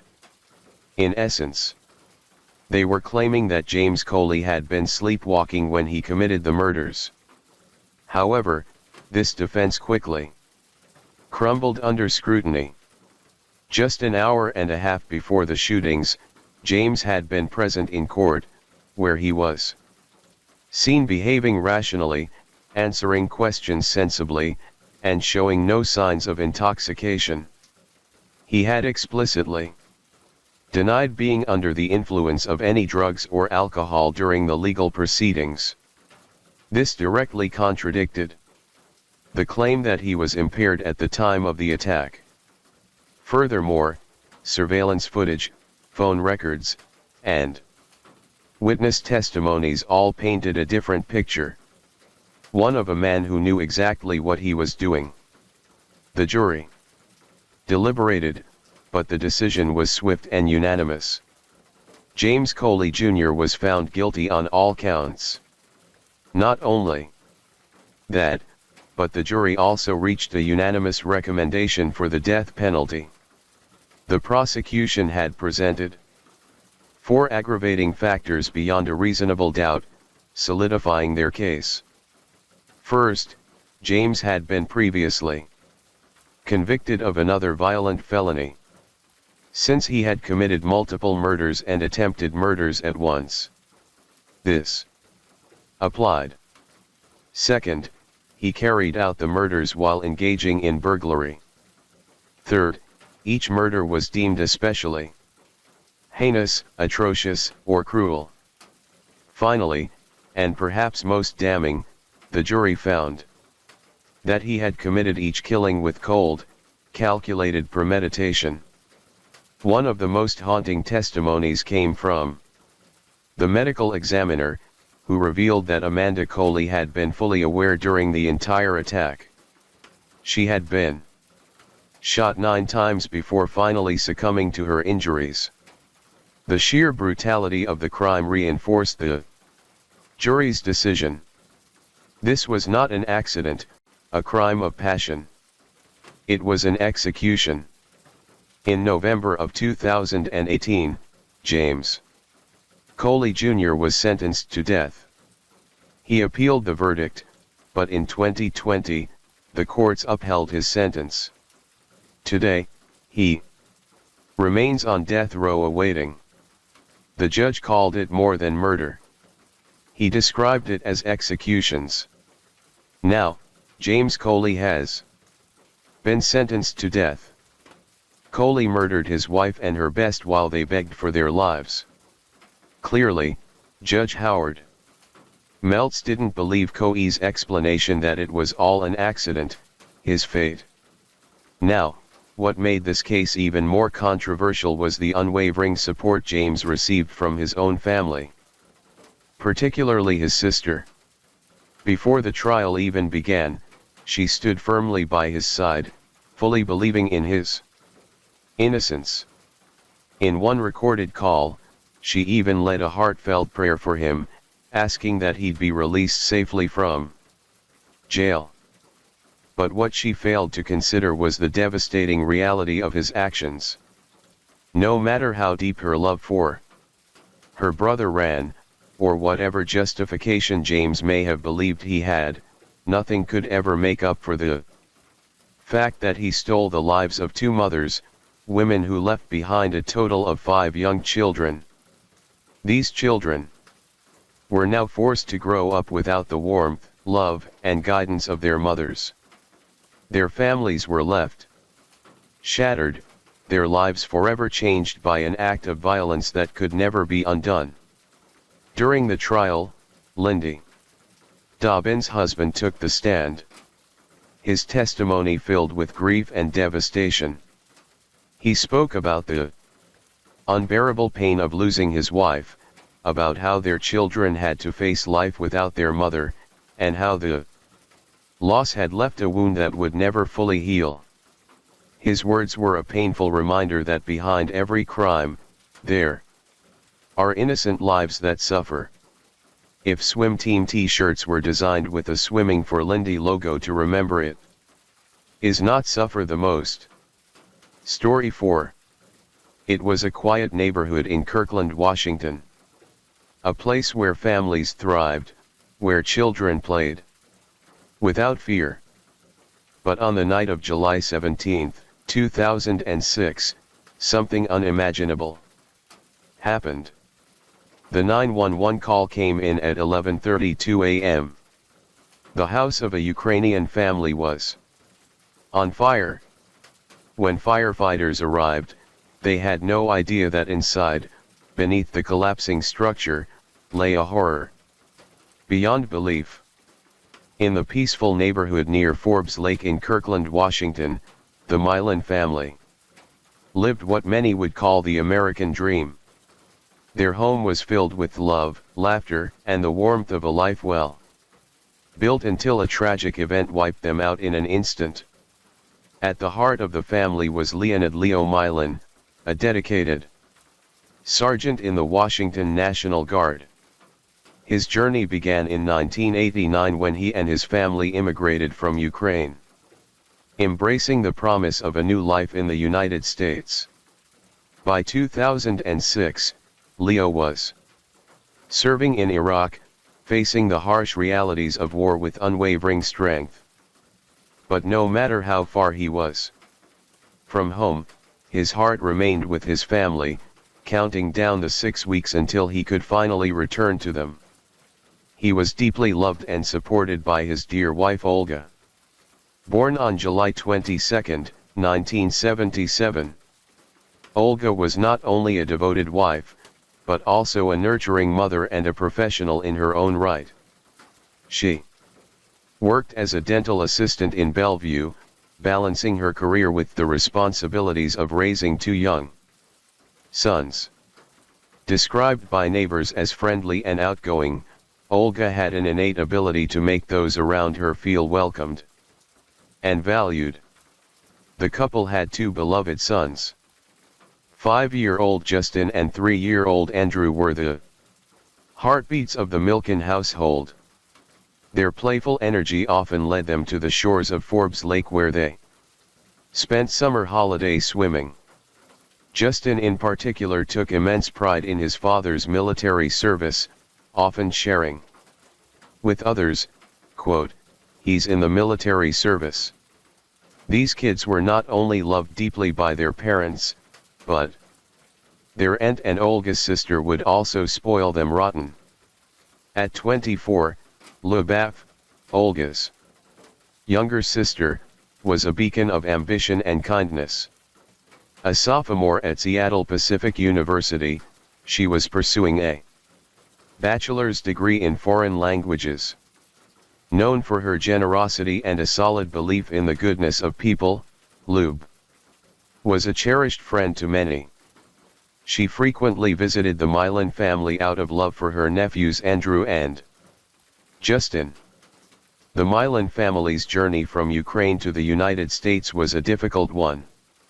However, with their resilience and love for life, the family was able to rebuild their life from scratch. Settling in Mill Creek, Washington, they became integral members of the local Russian-Ukrainian community. Their home was a sanctuary of love, dreams, and an amalgamation of cultures, a place where their past and future was intertwined in harmony. Tragically, their story was cut short on July 17, 2006, when an unimaginable act shattered their world. When firefighters finally contained the blaze and entered the ruins of a family's dreams, they found the bodies. But they hadn't died in the fire. What took their lives would remain a mystery for a minute before the bodies were found. Each telling a story of a brutal truth. Each victim had been brutally stabbed multiple times. Their wounds were vicious, merciless. The children's throats had been slashed. Whoever did this wanted them to suffer. It didn't take long for the police to find their prime suspect, and the discovery will be shocking to the whole neighborhood. Connor M. She, a 24-year-old neighbor, a man who had moved in just 2 weeks earlier across the street from the Milken home. Witnesses had seen him lurking around the property carrying a red gasoline container before the fire erupted. But the most chilling detail: the deep scratches on his face, as if he had been in a struggle, as if someone had tried to survive his monstrosity. That night, Connor was arrested on July 19, 2 days after the murder. When questioned, he admitted to setting the fire. But the murders, he claimed he had no memory of them. Connor said he had blacked out from drinking heavily that night, downing 3 bottles of vodka. He only remembered waking up in the Milken home surrounded by the dead. So, who was Connor Shear? You might wonder. Connor Michael Shear, born in Bellevue, Washington, was 24 years old at the time of the heinous crimes committed in July 2006. Someone who seemed like a friendly neighbor next door would turn out to be a heinous criminal. But deep inside lay a monster who kept logs on the family next door and planned to wipe it out from the face of this planet. Connor was even found buying equipment for starting a fire in the CCTV that will be discovered later by the law enforcement. Was it a hate crime or a mere voice of monstrosity inside him? The nation will wonder for years to come. However, before committing these murders, Connor had no significant criminal record.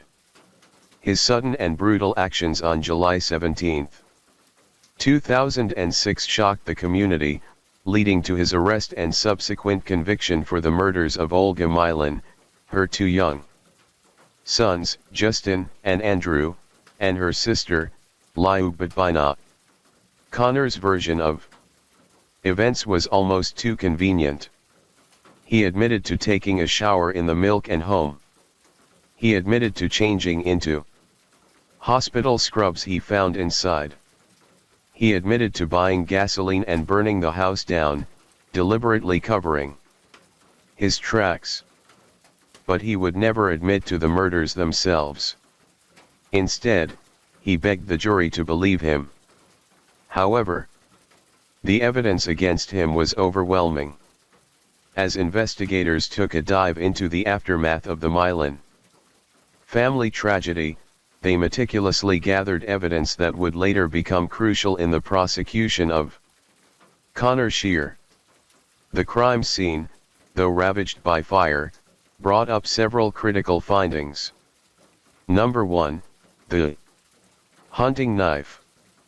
Amidst the charred remains of the Milken residence, a hunting knife was discovered at the foot of the stairs. This weapon bearing traces of blood was identified as the instrument used in the brutal stabbings of Olga, Justin, Andrew, and Lyub. Number 2, blood-stained clothing. In the master bedroom, where the bodies of Olga and Lyub were found, investigators recovered clothing heavily stained with blood. These garments provided DNA evidence linking Connor directly to the crime scene. Number 3, the flashlight. A flashlight found in the same bedroom suggested premeditation. Its presence indicated that Connor had equipped himself to navigate the darkened house, which further bore the story of him in the planned intrusion. Number 4, the partially burned glove. A glove partially consumed by the fire was located near the victims. This item not only placed Connor at the scene, but also indicated an attempt to conceal fingerprints during his evil murder spree that swallowed a whole family. Number 5, surveillance footage.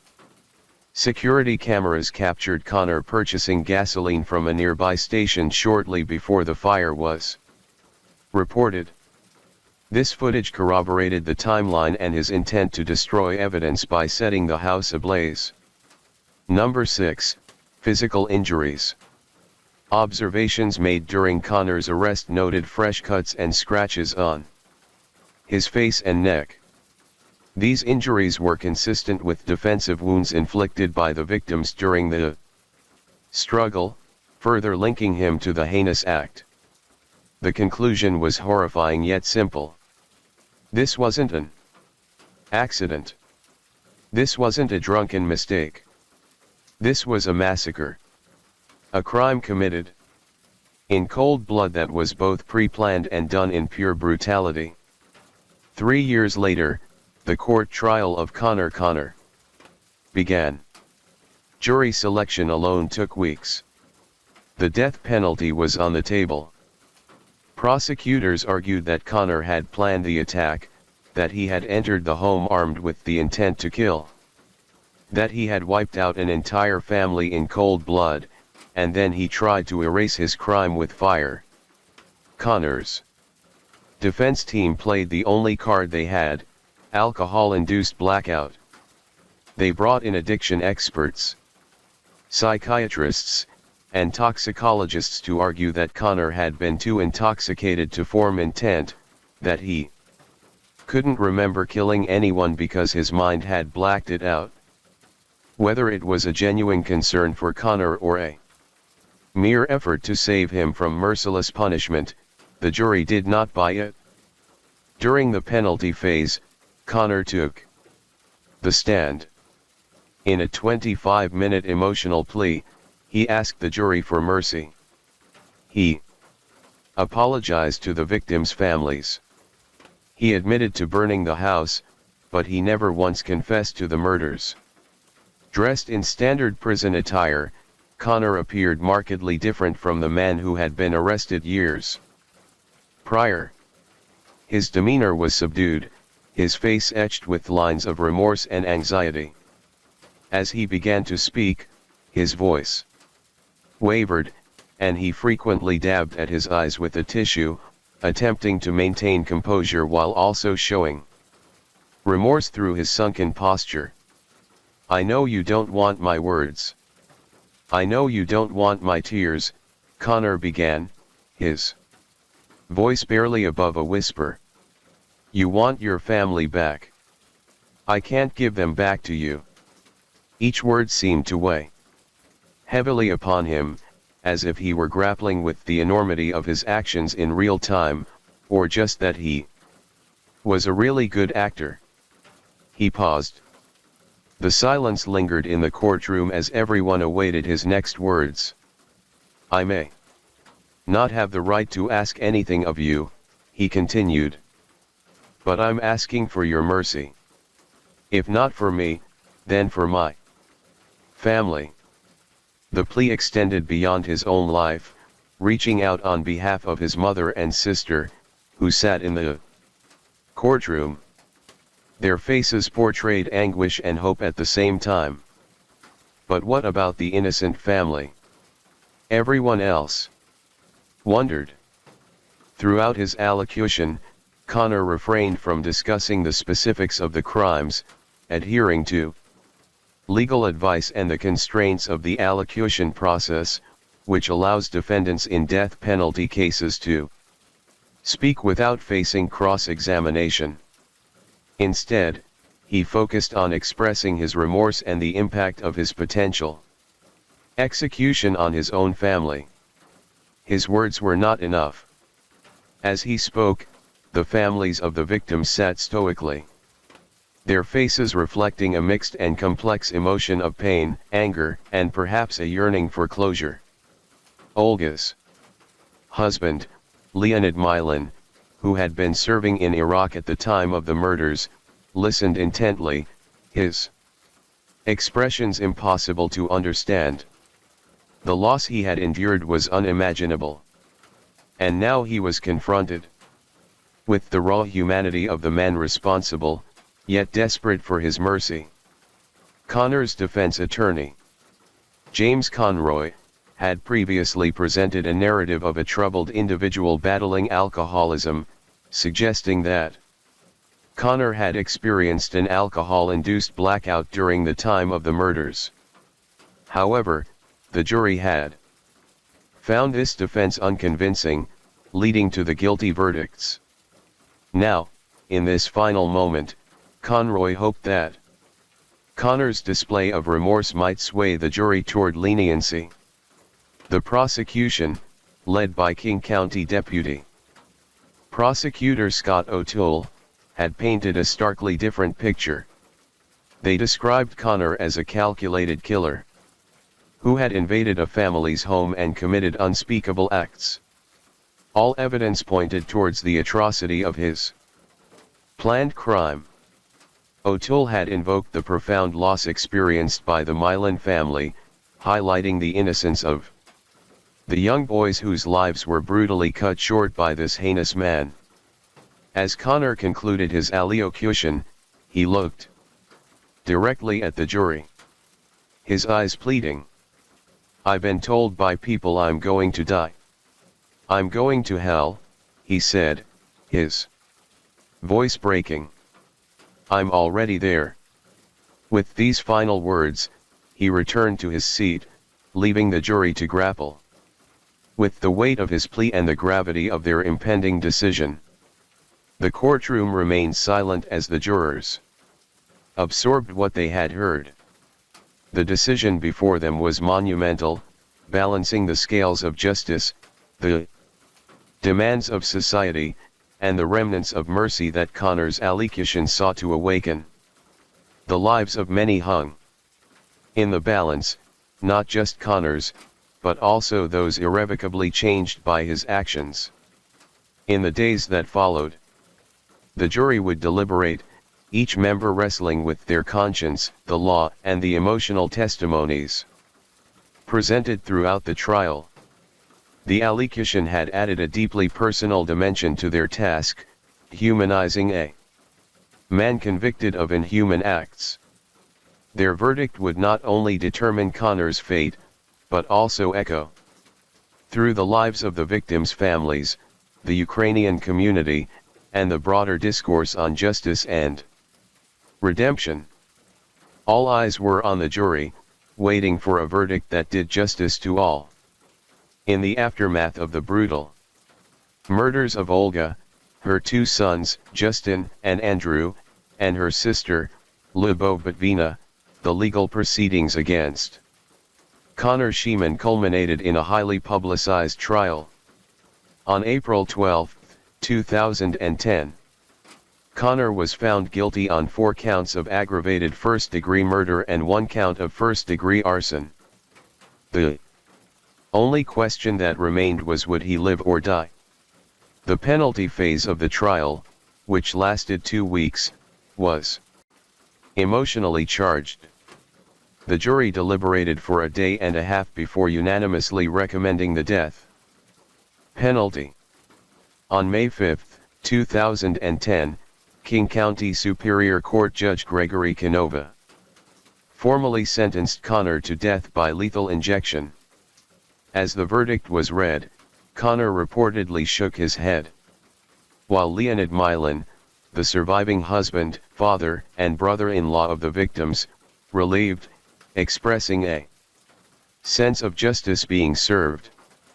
Connor's defense team immediately indicated plans to appeal the verdict to the Washington State Supreme Court, raising concerns about jury selection and statements made by the prosecution. During the trial, Connor's family, present during the sentencing, declined to comment publicly. King County Prosecutor Dan Satterberg spoke to reporters at the family press conference in the King County Prosecutor's office. This prosecution team was able to bring that case together for the jury, and the jury made what we believe is the right call. These are wonderful people who come to America to live the dream, and that dream was shattered. Satterberg also called Connor's acts the worst crimes in the history of this county. He said the day of the sentence was not about Connor, but rather to remember the lives he took from both families.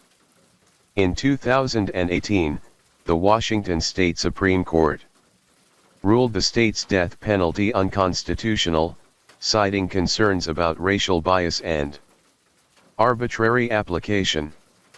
As a result, Connor's death sentence was commuted to life imprisonment without the possibility of parole. On April 12, 2010, after 9 hours of deliberation, the jury returned with a verdict: guilty on all counts. 4 counts of aggravated first-degree murder, 1 count of first-degree arson. Connor was convicted on 4 separate counts, each corresponding to a victim. Olga Milan, age 28, the wife of Leonid Milan and mother to Justin and Andrew. Justin Milan, age 5, the eldest son of Olga and Leonid.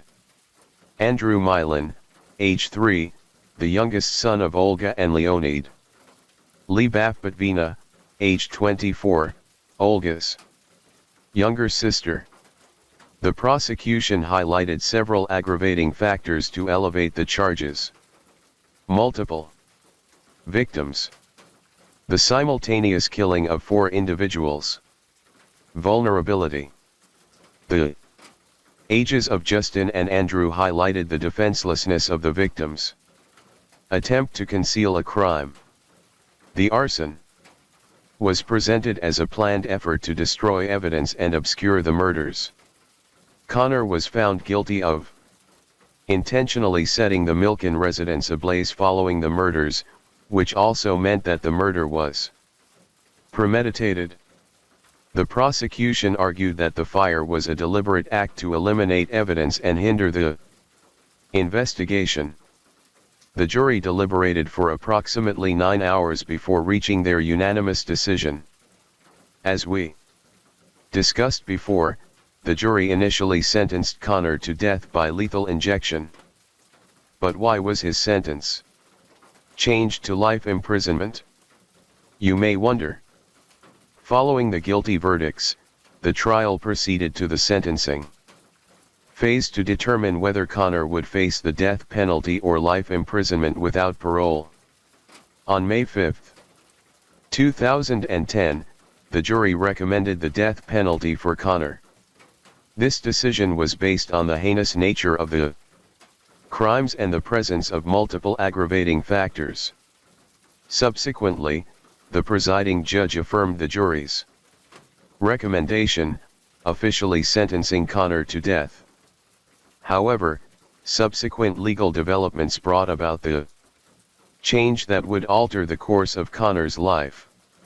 The Washington State Supreme Court declared the death penalty unconstitutional in 2018, citing concerns over its arbitrary application and potential racial biases. This landmark decision led to the commutation of all death sentences in the state to life imprisonment without the possibility of parole. As a result of this ruling, Connor's death sentence was converted to life imprisonment without the possibility of parole.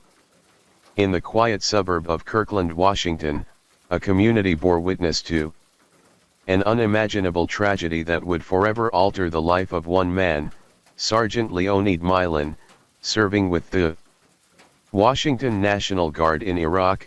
Milan received devastating news in July 2006.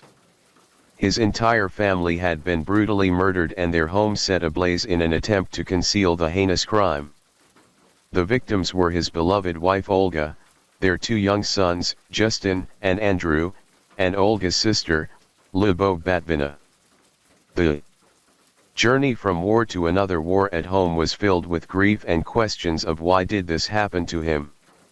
While in Iraq dreaming to make his family proud of his work as a sergeant, little did Leonid know his family was being brutally murdered in cold blood by a man that walked into their neighborhood 2 weeks ago. Upon receiving the tragic news, Milan was granted emergency leave to return home. Still clad in his military fatigues, he arrived to find his residence reduced to charred remains, a haunting consequence of the violence that had occurred. The community mourned alongside him, struggling to comprehend the atrocity that had shattered this family. Why was he put through this unfathomable loss? Everyone in the community desired foreclosure. In the aftermath, Milan faced not only a destroyed home, a family that no longer exists, but also the practical challenges of reconstructing his life and the emotional destruction that has left him yearning for peace in his life.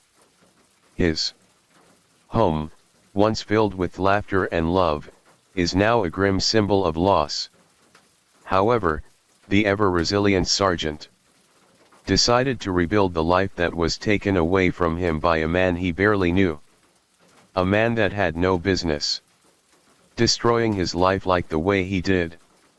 Determined to reclaim it, he has encountered numerous obstacles, including disputes with contractors over a damaged foundation of his beloved house, which led to legal battles and a progress that the contractors keep disrupting. Amidst these challenges, the Kirkland community rallied around Milan. This was when Leon had needed his community the most. He found them standing beside him, willing to fight for his rights and rebuild his home for him. Led by local veterans and volunteers, efforts were made to rebuild his home. Companies donated materials and labor, which transformed this site of tragedy into a budding home that reflected hope after an injustice done by a man who walked into the family's life and shattered their dreams. A family that came to the United States to rebuild their life was no more, leaving Sergeant Leonid all alone to build it. Yet again. This time from the charred scratches of his own loving family. By 2010, 4 years after the murders, Milan prepared to move back into his rebuilt home, viewing it as a memorial to his lost family and a foundation for his future. He now lives there with the memories of his 2 sons and a beloved wife, still wondering why his life was taken away from him when all he wanted was to live peacefully with his family. The Milan family massacre remains one of the most horrifying crimes in Washington's history. A tragedy that destroyed a family, a crime so senseless, so brutal that it left an entire community shaken. Story 5. Minutes after this call, officers arrived at the home of Jose and Kitty Mendez to find them brutally shot to death. The attack was so violent that they were nearly unrecognizable. 7 years later, their own sons, Lyle and Eric Mendez, were convicted of the murders. Case closed, right? Not exactly. Because decades later, this case still dominates headlines, documentaries, and even TikTok, with some arguing the brothers were victims of abuse rather than ruthless killers. But before we dive into that, let's look at the life they came from. Because the Menendez family wasn't just wealthy, they were ultra-rich. See, they lived a life most could only dream of. Flying on private jets, driving expensive cars, and even rubbing shoulders with celebrities in the late 1980s. Their mansion wasn't just a luxurious home. It was a multi-million-dollar estate that could easily belong to a Hollywood A-lister or a sports legend like Evander Holyfield. Everything they had was built on the back of their father's relentless ambition. However, Jose Enrique Mendez wasn't born into wealth. He fled Cuba as a teenager during the revolution, arriving in the United States at just 16 years old with nothing but determination. He worked tirelessly, earning a degree in accounting and later carving out a name for himself in the entertainment industry. He climbed the corporate ladder with precision, securing powerful roles at companies like RCA Records and eventually becoming a top executive at Live Entertainment, where he made millions. His wife, Kitty, was once a school teacher, but she left her career behind as Jose's success skyrocketed. With their growing fortune, the Menendezes gave their sons every possible privilege.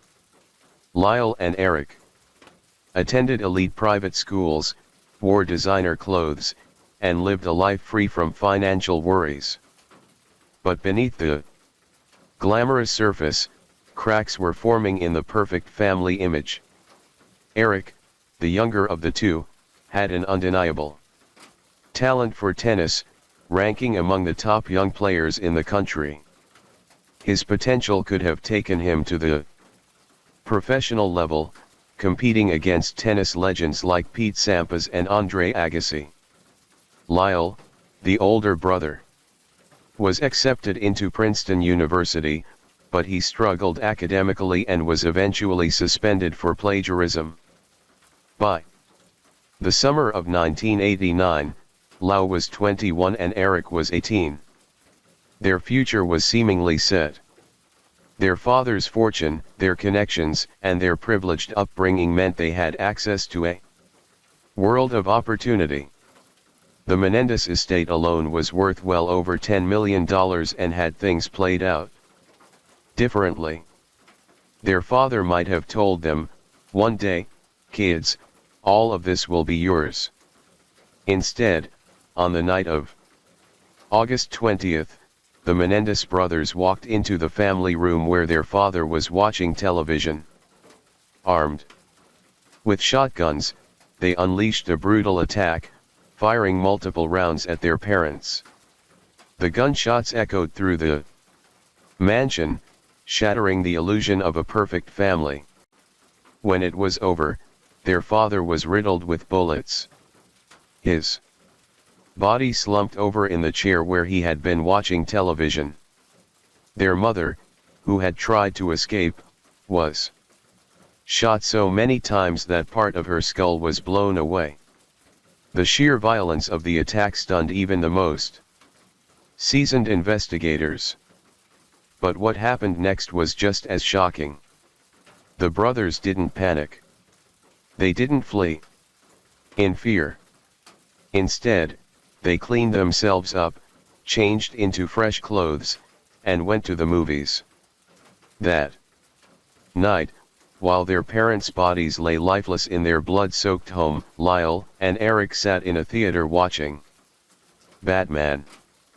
After that, they returned home. And that's when they called the cops and pretended to be shocked. What happened? What happened? We have units around. What happened? I don't know. Who shot who? I don't hear anything. You came home and found who shot my mom and dad. Do you know if they're still in the house? The people that did the shooting? Get away from me. Okay, let me talk to Eric. When the police arrived at the scene, they found Eric rolling around on the front lawn, curled up in the fetal position, howling in grief. His cries echoed through the night, an Oscar-worthy performance that would have fooled even the most seasoned detectives. But given what they went through throughout their childhood, the realistic cries of them just make sense. The brothers sobbed, clung to each other, and played the part of heartbroken sons to perfection. But behind the theatrics, something didn't sit right. Investigators pieced together the brutal execution. Jose Mendez had been sitting on the couch watching television, completely unaware of what was coming. The first shotgun blast struck the back of his head, killing him instantly. The force of the shot was so powerful that it nearly decapitated him. Kitty, hearing the deafening explosion of gunfire, rushed into the room. Her scream barely had time to leave her lips before the second shot rang out. The blast struck her in the leg, sending her sprawling to the floor. She attempted to crawl away, leaving behind a slick trail of blood on the polished hardwood, but there was nowhere to go. Her own sons towered over her, reloading their weapons. The next round of shots tore through her chest and arms as she writhed in agony, but it wasn't enough. The final devastating shot was delivered point blank to her face, obliterating her features and rendering her unrecognizable. It was a grotesque overkill, something more akin to a mob hit than a spontaneous crime of passion. And then in an eerie and calculated move, the brothers fired additional shots into their parents' kneecaps. This detail was chilling. Why would sons do such a thing to their own parents? To detectives, this screamed of a professional-style execution, a deliberate attempt to stage the murder as a mafia hit. But here's where things got truly bizarre. The Menendez brothers were not immediate suspects. Despite being the only people with a clear financial motive, despite their suspicious behavior, and despite the glaring brutality of the crime, the police initially bought into their grieving act. They didn't even test them for gunshot residue, a basic procedure in homicide investigations. For a while, it seemed like they might just get away with it, but their greed would be their downfall. In the weeks following the murders, instead of retreating into mourning, Lyle and Eric embarked on a jaw-dropping spending spree.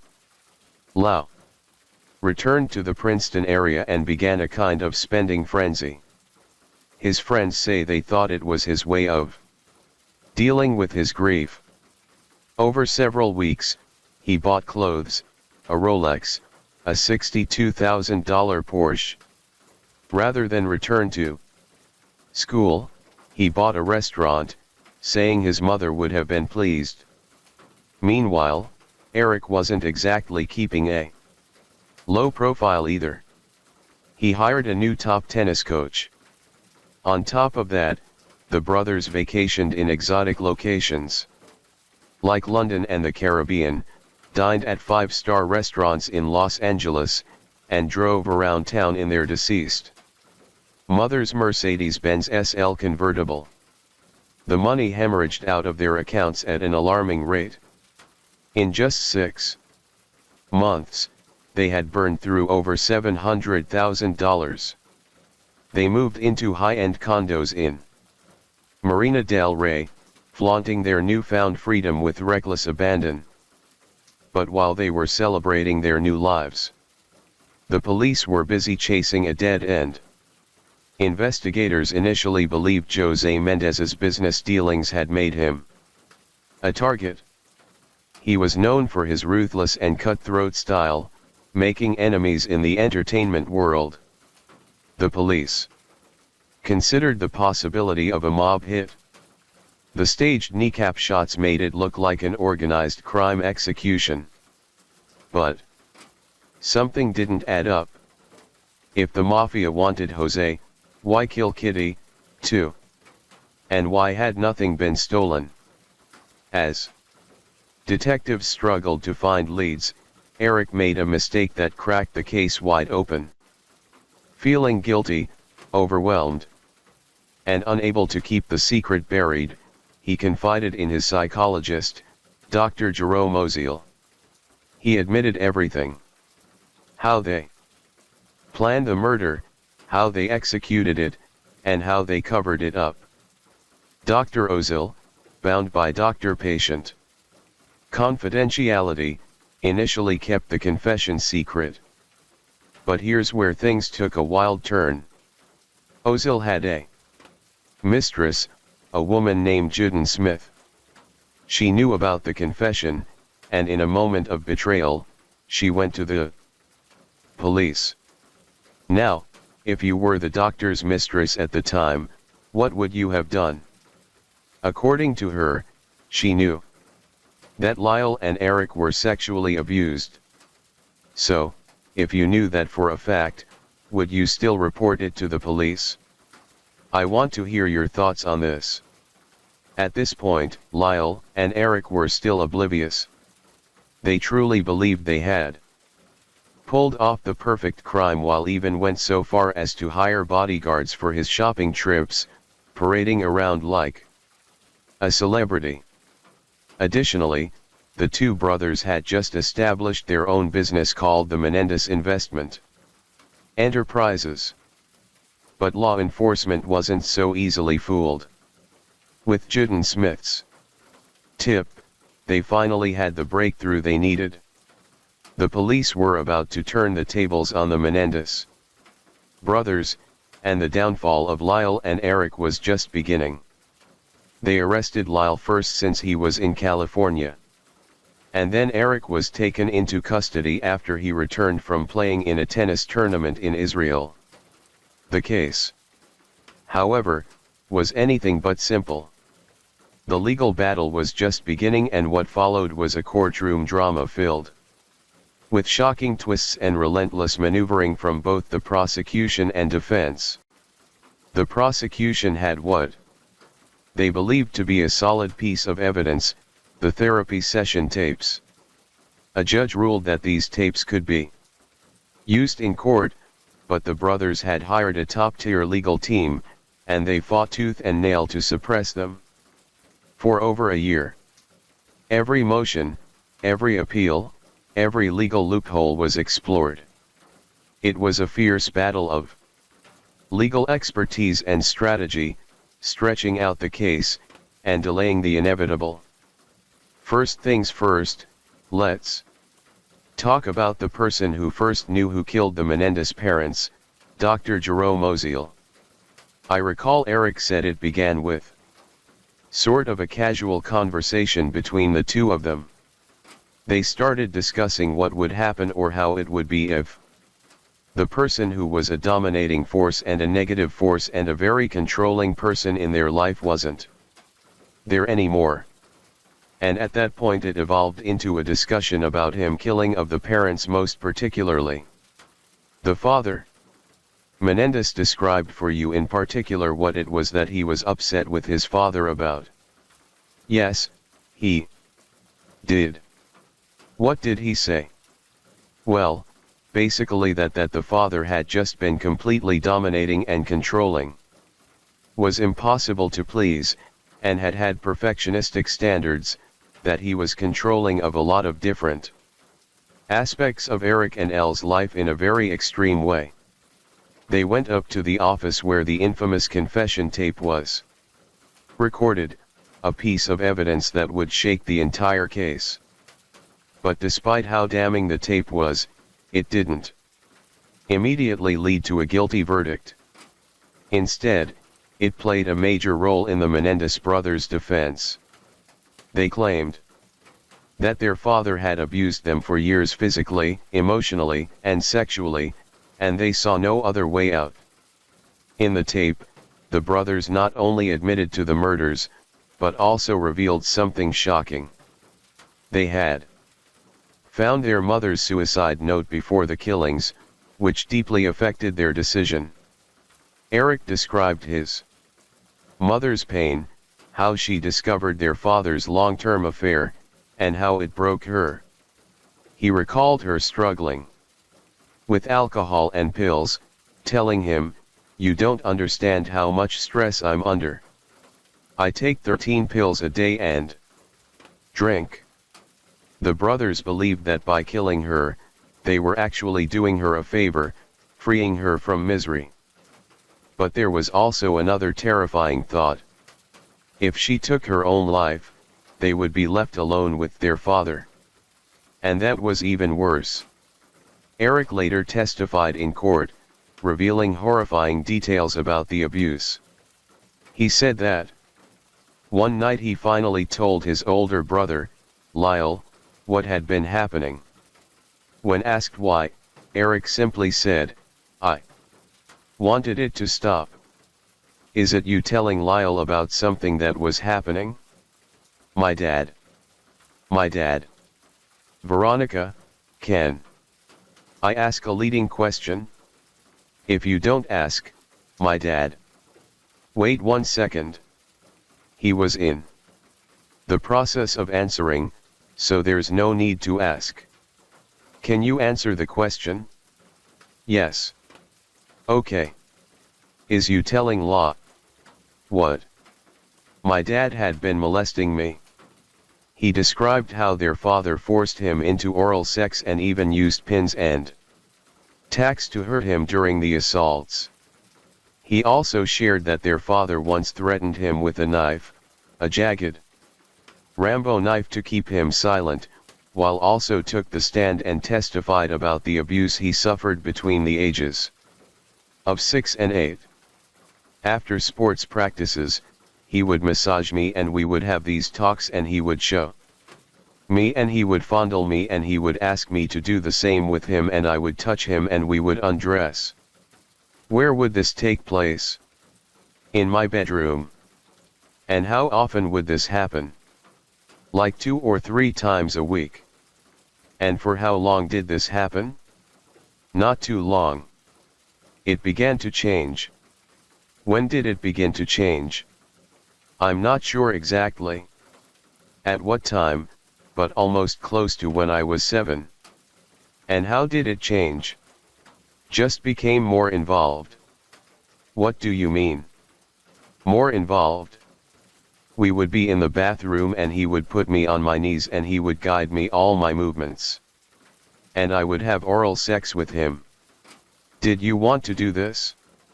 To back up their claims, their defense team showed disturbing photographs as evidence revealing the dark reality the brothers said they had endured. This is a proof sheet of the sequence of photographs from Eric's 6th birthday party. These photographs were found in an envelope with the handwriting of their mother. And among those photos, one that should have never existed, one of L's nakedness saved by his own mother. L would later testify that his father, Jose Mendez, took photographs of them in their most vulnerable moments. Bathing, changing, just being kids. L said that he wouldn't ask, he wouldn't say anything. He would just come in, snap the photo, and leave.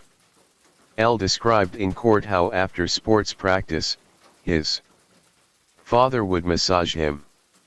Then the touching began. It escalated, and L was forced to touch back. After this, they would undress and the nightmare played on repeat 2 to 3 times a week in his bedroom or the bathroom. Then there were the object sessions. A toothbrush, a shaving brush, a tube of Vaseline. This was his father's twisted routine. And when L finally found the courage to tell his mother, her response was, "Stop exaggerating. Your father loves you. He's punishing you because you do things wrong." But the trauma didn't stop with Lyle. The abused become the abuser. Lyle admitted that he did the same to Eric. He took Eric to the woods. He used the same toothbrush. And in the courtroom, with the weight of his own guilt crushing him, he could only say one thing: "I'm sorry." Years later, Eric finally confided in Lyle. He revealed that their father had been abusing him, too. And when Lyle confronted Jose about it, the fear set in. However, the prosecution had its own version of the story. They painted the Menendez brothers as cold-blooded killers who wiped their father's computer, erasing the will to cover up their crime. A computer expert testified that the data was gone, irretrievable. But here's the twist. L's own computer expert confirmed that he was hired not to recover the files, but to make sure they could never be recovered. So, was it greed or was it fear? Oh man, what's a win? You know, they're going to spend the rest of their lives in prison. On the good side, I will say that they're both such considerable human beings that they will find a way to be productive. And in fact, some of the jurors were saying that, too. It was their expectation that they would both find a way to contribute to society even if they're in prison for the rest of their lives. And I truly believe that's true of them, where I could not say that that's true for most people in their situation. Back in the late 1980s and early 1990s, conversations around male sexual abuse were almost non-existent. It wasn't just a taboo topic. It was something that society outright dismissed or refused to acknowledge.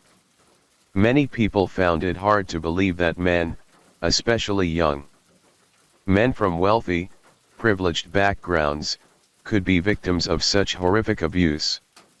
The concept of male vulnerability was often met with skepticism, mockery, or outright denial. And when Lyle and Eric Mendez stood trial for the brutal murder of their parents, Jose and Kitty Mendez, the nation was divided. The trial, broadcasted in real time across national television, turned into a media spectacle. While some people sympathized with the brothers and believed their accounts of long-term sexual and physical abuse at the hands of their father, others ridiculed them, especially for the way they broke down in tears on the stand. At one point, SNL even created a skit poking fun at the brothers during their trial. Their emotional testimonies were dissected, with critics accusing them of faking their distress to gain sympathy. And it is your testimony that it was you who killed your parents, Jose and Kitty Mendez, and not your brothers, Lyle and Eric Mendez, to whom you bear a striking resemblance. Yes. And that you forced your two innocent brothers, Lyle and Eric Mendez, to confess to the murder. Yes. Late-night talk shows made them the butt of jokes and tabloid headlines painted them as greedy, spoiled rich kids who had killed out of a thirst for money and freedom. However, the trial took an unexpected turn when a forensic psychologist took the stand, presenting a crucial argument. The crime was not premeditated. According to the psychologist, Lyle and Eric's actions stem from years of abuse, fear, and trauma rather than cold, calculated planning. For a moment, it seemed like the judge was leaning in their favor, acknowledging that the psychological impact of prolonged abuse could have led to a spontaneous, desperate act of violence rather than an orchestrated murder for financial gain. But then, in a shocking twist, a key witness in the case, La Mendez's best friend, Donovan Gaudreau, seemingly contradicted himself on the stand. Gaudreau had previously provided a recorded statement in which he admitted that Lowe confided in him about years of sexual abuse at the hands of their father. However, in court, Gaudreau shockingly denied ever hearing such things from Lyle. This contradiction sent shockwaves through the courtroom and was even aired on Prime 9 News. The revelation forced the trial into a temporary halt as the judge and attorneys debated the significance of the tape, which directly challenged Gaudreau's testimony. At the heart of the case was a question that divided the nation. Were Lyle and Eric Menendez calculating killers who brutally executed their parents for inheritance money? Or were they lifelong victims who finally snapped after years of unspeakable torment? The jury struggled to reach a consensus. After weeks of deliberation, both juries, one for Lyle and one for Eric, ended up hopelessly deadlocked. On January 13, 1994, Eric's jury announced they were unable to reach a verdict. And just days later, Lyle's jury did the same. The mistrials left the nation in turmoil with public opinion split. Some believed that the brothers' allegations of sexual abuse should have justified a lesser charge such as manslaughter. Others argued that no amount of trauma could excuse such a brutal and premeditated act of murder. The prosecution, meanwhile, remained steadfast in its stance that the Menendez brothers were driven by greed rather than fear. When their second trial began in August 1995, the media frenzy had died down significantly. Judge Stanley Weisberg, who had presided over the first trial, made a critical decision. This time, no cameras were allowed in the courtroom. The lack of live television coverage meant the case no longer held the same level of public spectacle, and as a result, much of America lost interest in the proceedings. But behind closed doors, the defense faced major setbacks. Judge Weisberg significantly limited the testimony regarding the brothers' claims of sexual abuse, making it harder for the defense to argue that the killings were an act of desperation rather than cold-blooded murder. Additionally, unlike in the first trial, the jury was not given the option to convict the brothers of manslaughter instead of first-degree murder. Prosecutors dismissed the brothers' claims as nothing more than an abuse excuse and worked aggressively to dismantle their defense. Lyle, who had testified in the first trial, chose not to take the stand. This time, on March 20, 1996, after just 4 days of deliberation, the jury found Lyle and Eric Menendez guilty of first-degree murder and conspiracy to commit murder. 3 weeks later, after 3 more days of deliberations, the jury sentenced them both to life in prison without the possibility of parole. The once prominent Menendez brothers, who had grown up in Beverly Hills luxury, were now locked away for life. Their fate sealed. But despite their convictions, their story was far from over. Years later, new evidence surfaced that suggested the Menendez brothers had been telling the truth all along. In May 2023, the defense team filed a habeas petition, citing newly discovered evidence that could potentially overturn their convictions. One of the most significant pieces of evidence was a letter Eric Menendez had written to his cousin Andy Cano in December 1988, 8 months before the murders. In the letter, Eric detailed the ongoing sexual abuse he was enduring at the hands of his father. He expressed his fear, his inability to escape, and his hesitancy to tell anyone, even his own brother, because of his father's threats. Despite this evidence, the prosecution had previously dismissed Cano's testimony during the original trials, branding him a liar. However, the letter written long before the murders suggested that Eric had indeed been desperate for help, contradicting the prosecution's claim that the abuse allegations were fabricated after the fact to justify the killings. But the revelations didn't stop there. In 2023, Roy Rossello, a former member of the Latin boy band Menudo, came forward with shocking allegations. Rossello claimed that Jose Mendez, who was an RCA Records executive at the time, had sexually assaulted him when he was just 14 or 15 years old. According to Rossello, Mendez had lured him to his home, drugged him, and raped him. He further alleged that he had suffered multiple assaults by Menendez once before and once after a performance at Radio City Music Hall. His sworn affidavit was submitted as part of the Menendez brothers' legal appeal, lending further credibility to their claims of abuse. If their appeal is successful, the Menendez brothers could be retried under different charges, possibly reducing their convictions to manslaughter. Given that the maximum penalty for voluntary manslaughter in California is 11 years per count, and considering they have already served more than 34 years behind bars, a retrial could mean their release. For decades, Lyle and Eric were kept in separate prisons.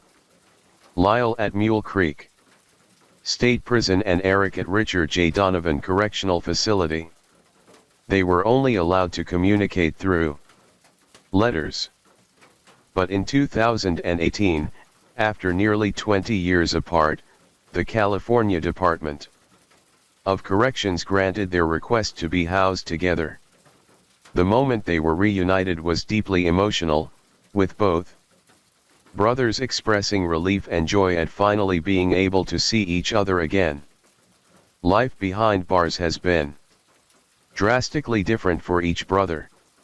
Eric married his longtime pen pal, Tammy Ruth Sacken, and has spent years painting and donating his artwork to charity. He even gifted a portrait to comedian Kathy Griffin. Lyle, on the other hand, has dedicated his time to inmate advocacy, serving as president of the inmate government at Mule Creek and working with support groups for survivors of sexual abuse. His first marriage ended in divorce after his wife discovered he had been writing letters to other women. Despite spending more than 3 decades in prison, the Menendez case has recently seen a resurgence in public interest, particularly among younger generations. On social media platforms like TikTok, many of these young activists argue that the Menendez brothers were victims who acted out of fear rather than greed. Thousands of supporters have written letters to California officials demanding clemency. Yet, after all these years, one question remains. Story 6. I survived the BTK were the words of Charlie Otero, whose life had just turned upside down. January 15, 1974 was a bitterly cold morning in Wichita, Kansas. At 15 years old, Charlie Otto had no idea that as he walked home from school that day with two of his other siblings, he was stepping into a nightmare, one that would haunt him for the rest of his life. The first thing Charlie Otto noticed was the dog. Lucky was outside. That wasn't right. He and his siblings had just walked home from school, expecting to find their mother waiting. Maybe cooking, their father watching the news, maybe their younger siblings playing. Instead, Lucky was out in the cold, pacing. His stomach tightened. Something was wrong. Charlie went straight to the back door, pushing it open. The house was silent, too silent. He stepped into the kitchen, and that's when he saw it. His mother's purse, flipped over on the stove. The things inside scattered everywhere. His mother was meticulous. She never left things like this. Is anybody home? He called out. Silence. Then one of his siblings' voices echoed through the house. Charlie, come quick. Mom and Dad are playing a bad trick on us. The fear in his chest turned into something sharp. He ran down the hall, his heartbeat hammering in his ears. And then his world ended. His father was on the floor. His mother was on the bed, tied up, unmoving, strangled. It didn't even look like them. Charlie's eyes darted across the room, trying to make sense of what he was seeing. His father's head was wrapped in plastic, a belt twisted around his throat. His mother's face was frozen in pain, her body tied up in ropes that penetrated her skin. He didn't realize he was screaming until his throat burned. They ran out the door to the neighbor's house, the phone in his shaking hands, the words pouring out in gasps. Something happened. They're not moving. We need help. The police came. He didn't know how long it took. Time didn't feel real anymore. He was outside when they entered the house, when they found Joey, his little brother, lifeless in another room. And then Josie. She wasn't there. Not in the bedroom, not in the hallway, not anywhere until they opened the basement door. Charlie didn't see her. The police wouldn't let him, but they told him later. Josephine, 11 years old, hanging from a pipe. They took him to the station. That's where they told him about Joey and Josie. He didn't remember what he said. He didn't remember if he said anything at all. I thank God every day that I didn't find them. He would say later, because I don't know how I would have handled it. I thank God every day that I didn't find Joey and Josie, because I don't know how Michael would have handled it. But even then, even in that moment, he knew his family was gone. And someone had done this to them. Normal, polite, and well-mannered. That's how people described Dennis Ryder. A doing husband, a loving father, and an active member of his community. Raider was just another unassuming neighbor in Wichita, Kansas. He attended church, worked a stable job, and blended in seamlessly. But beneath this facade lurked a monster, a predator who thrived in the thrill of power, control, and death. He was the BTK killer: bind, torture, kill. Dennis Lynn Ryder was born in 1945 in Pittsburgh, Kansas. He grew up in Wichita, where he presented himself as an ordinary boy. But behind the friendly exterior, dark urges simmered. As a child, Raider took pleasure in torturing and killing stray animals. He fantasized about power, control, and suffering. He later joined the Air Force, then married Paulitz in 1971. Together, they had 2 children. By all accounts, Raider was a normal family man. No one knew that beneath the surface, he was harboring a desire to kill. That desire erupted in January 1974 when he chose his first victims: the Otto family. He had been watching them for weeks, noting Julie's routines, their home's vulnerabilities. Then on the morning of January 15th, he made his move. Raider cut the phone lines and waited. Joey, the youngest, opened the back door to let the dog in, and Raider slipped inside. He held the Otto family at gunpoint, feeding them a fabricated story that he was a wanted man from California who only needed food and money. But his true intentions were far more ugly than his made-up story. He forced the family into a bedroom, binding each of them with the ropes he had brought.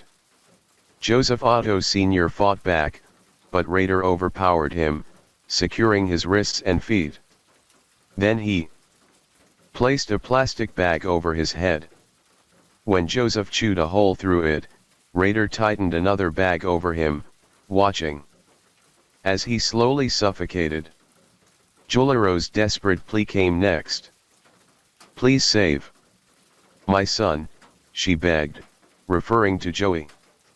Raider removed the bag for a moment, but it was a cruel illusion of mercy.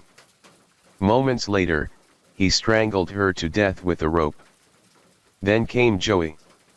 Raider placed a plastic bag over the 9-year-old's head, followed by 2 t-shirts and another bag.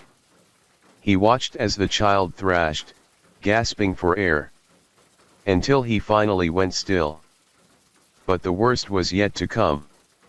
Josie Otto, 11 years old, had witnessed it all.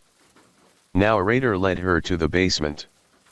He tied a noose to a pipe and slipped it around her neck. As he pulled the rope, Joss's feet barely touched the ground. "Mama! Mama!"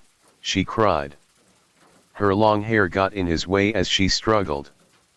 And then she asked a question that still haunts those who hear it. "What will happen to me?" Raider's response was chilling. "Well, honey, you're going to be in heaven tonight with the rest of your family." He hanged her. He let her toes dangle just above the floor to prolong her suffering. As he watched his achievement with utmost satisfaction on his face. Then, as her body went still, he desecrated the scene in the most depraved way imaginable. Dennis Raider evaded capture for 3 decades. When he was finally arrested in 2005, his confession revealed just how twisted his mind was.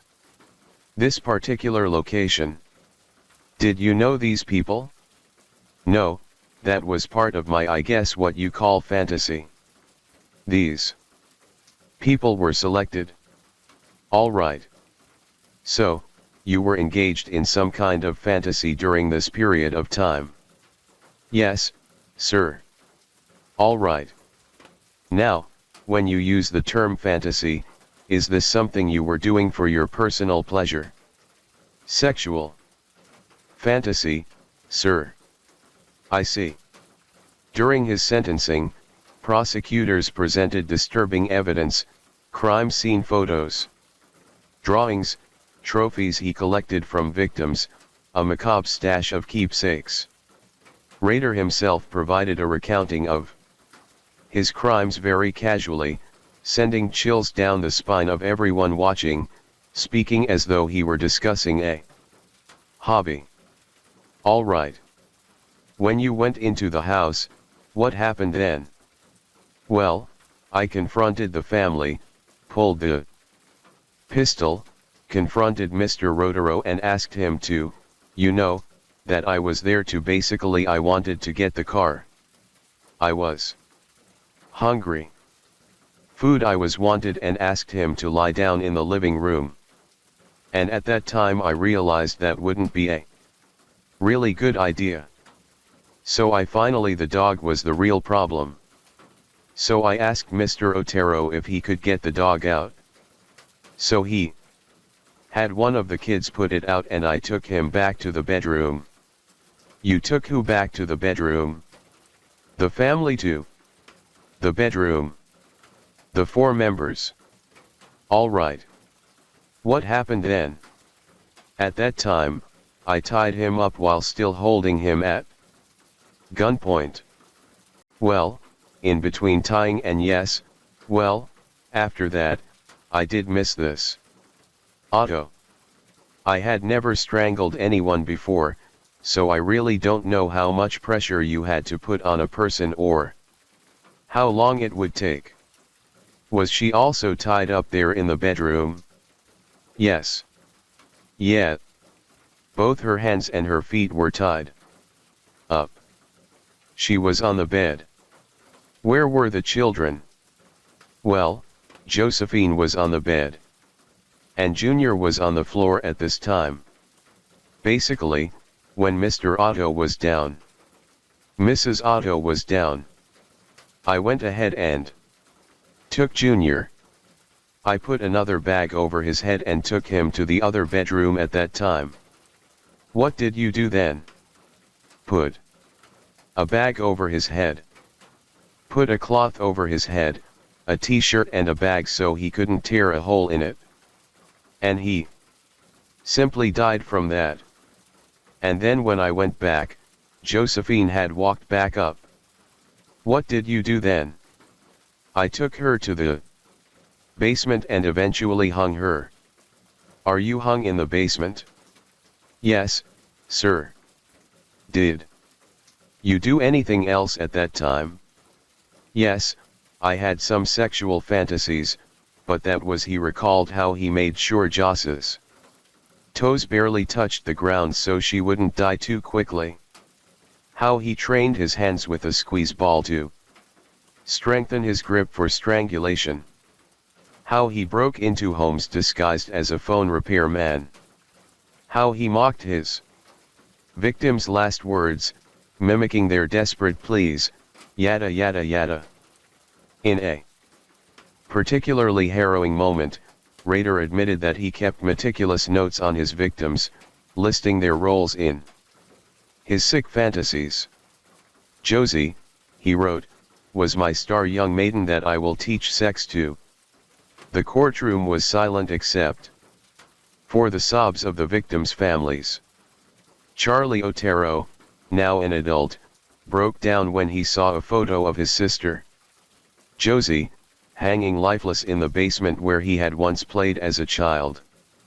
He buried his face in his hands, unable to bear the sight.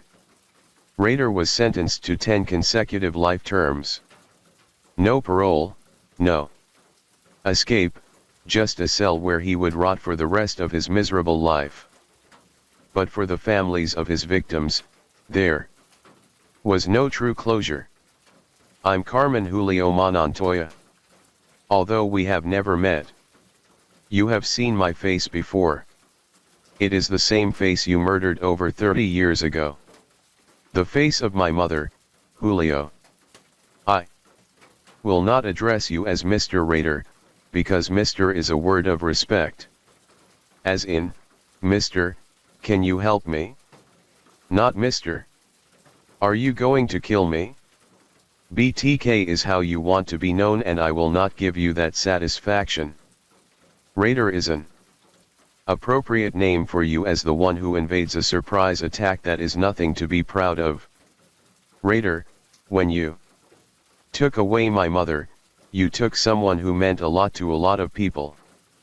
My mother loved life, her friends, a good laugh, dancing with my dad, and she loved to help people. But most of all, she loved and lived for us, her family. She showed me how to love, to be a good person, to accept others as they are, and most of all, to face your fears. I'm sure you saw that in her face as she fought to live. My mother, against your gun, you are such a coward. As one victim's son put it, what do you expect from a demon? The Otto family were not his only victims. On April 4, 1974, just months after the Otto family murders, raiders struck again.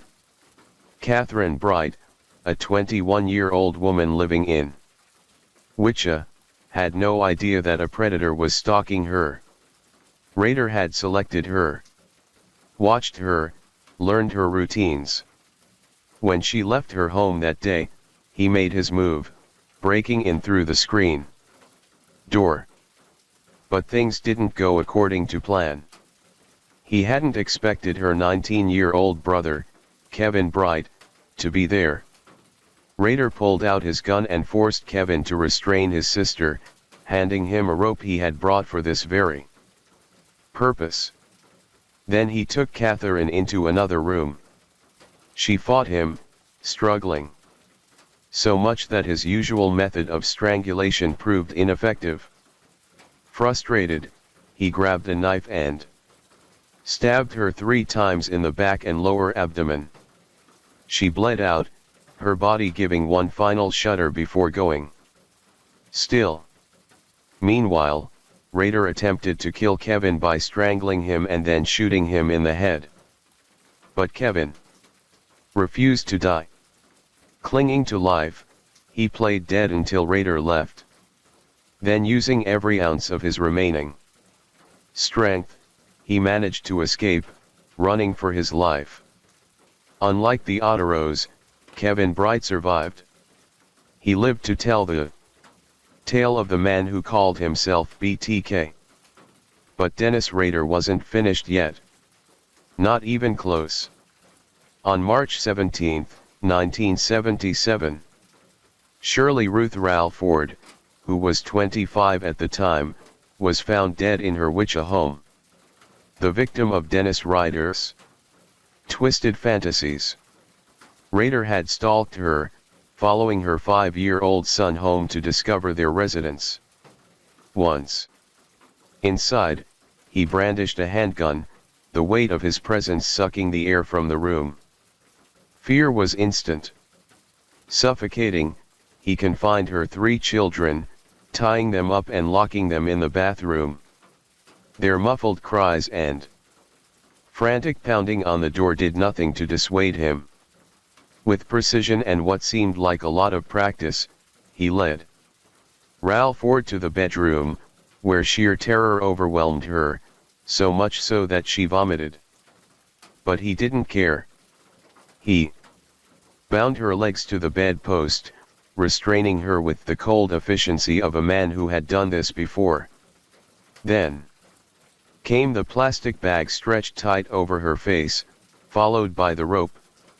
As he pulled, her body writhed, twisting against the bed, her choked sobs mixing with the muffled screams of her children just down the hall. They begged for their mother, but the monster inside Dennis would not listen to the cries and begs for mercy. He had already decided their fate. He was going to kill them, too. But fate intervened. The children managed to escape before he could carry out the rest of his plan, leaving Rader with only their mother's lifeless body as his trophy. And just like that, He disappeared into the night, slipping back into the mundane world where no one suspected a thing. He was still just Dennis Ryder, the polite neighbor, the churchgoer, the family man. But behind closed doors, BTK lurked, waiting for his next victim. Nancy Jo Fox, who was also 25 at the time, was Dennis Rader's next prey. He'd been watching her for weeks, following her routine, learning her patterns. She lived alone, an ideal target. On the night of December 8, 1977, Rader approached her home. Anticipation burning in his veins. He cut the phone lines before slipping inside, a trick he used for almost every victim. Then he hid in the shadows of her kitchen, waiting. When Nancy finally walked through the door, she had no idea the nightmare lurking within. She barely had time to react before he pounced. With a gun in hand, he forced her into submission, his voice eerily calm as he ordered her to undress. Fear flickered in her eyes, but she obeyed. He bound her wrists and ankles, savoring the control.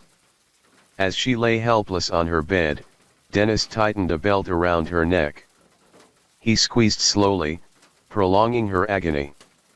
She struggled, gasped, but her fate had been sealed the moment she walked through that door. Before she died, Rader leaned in close, whispering a sick confession. He was the one responsible for the Otero murders.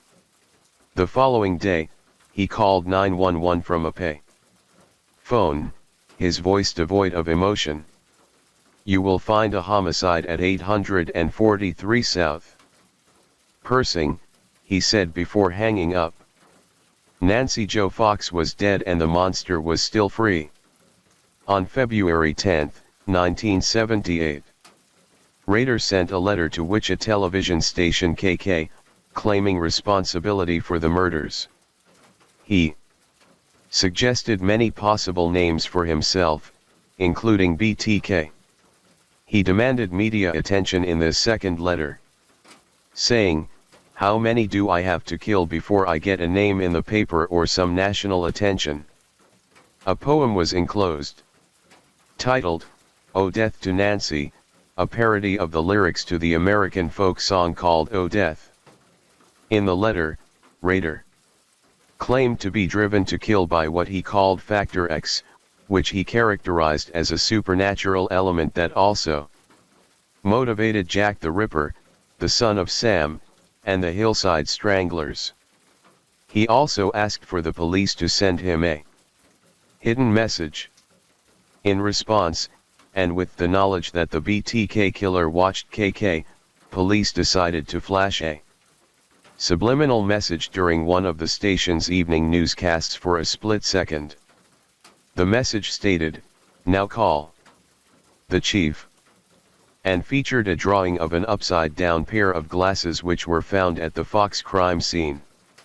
They hoped the message would influence the killer to turn himself in, but it was unsuccessful. In 1979, Dennis set his sights on Anna Williams, a 63-year-old woman he had become obsessed with. He waited for hours inside her home, growing more impatient by the minute. When she didn't return home in time, he was livid. His perfect plan ruined. Anna Williams unknowingly escaped death that night. His later murders grew more refined, more deliberate. 53-year-old Maureen Hedge was kidnapped from her home in 1985. Dennis Rader took her lifeless body to the church where he was a council president, posed her corpse in twisted positions, photographed her, then dumped her in a ditch. 28-year-old Vicky Weigel had to go through a similar horror. She was strangled in 1986, lured into a false sense of security by Dennis posing as a telephone repairman. And Dolores Davis, age 62, his final known victim, was murdered in 1991, strangled with pantyhose before being dumped under a bridge. By 2004, the Beak case had gone cold. Police had no leads, no new evidence until Dennis, unable to resist the need for attention, reignited the game himself. Between March 2004 and February 2005, he sent 11 cryptic messages to local media, taunting law enforcement and reliving the times he had made his victims suffer. In March 2004, the Wichita Eagle received a letter from a supposed Bill Thomas Killman confessing to the murder of Vicky Weigel in the year 1986. Enclosed were photographs of the crime scene and a copy of Weigel's stolen driver's license. DNA testing of evidence from Weigel's fingernails confirmed the BTK killer was responsible. Police began collecting DNA from hundreds of men, but no match was found. Rader continued his sick game, leaving packages at random locations. One contained a bound doll with a plastic bag over its head, mimicking Nancy Fox's murder. In one letter, he wrote, "They know nothing at all. I did it by myself, and with no one's help, I can't stop it. So, the monster goes on. Good luck hunting." At the end of the letter, he suggested his own moniker by signing off. "Bind them, torture them, kill them." BTK, another held a poem threatening lead investigator Lieutenant Ken Landwehr in January 2005. He left a cereal box in a Home Depot parking lot, hoping it would be found. When it wasn't, he asked about it in his next message. This led police to review surveillance footage, spotting a man driving a black Jeep Cherokee, the same vehicle registered to Rader. But the final mistake, his own arrogance. In February 2005, Rader asked police if a floppy disk could be traced. They responded via a newspaper ad. It would be safe. Taking the bait, Rader sent a purple floppy disk to a news station. Within minutes, police extracted metadata, revealing it had last been edited by Dennis at Christ Lutheran Church. A quick search led them to Dennis Ryder, who was the president of the church council. His Jeep sat outside his house, confirming what police already suspected. A warrant was issued.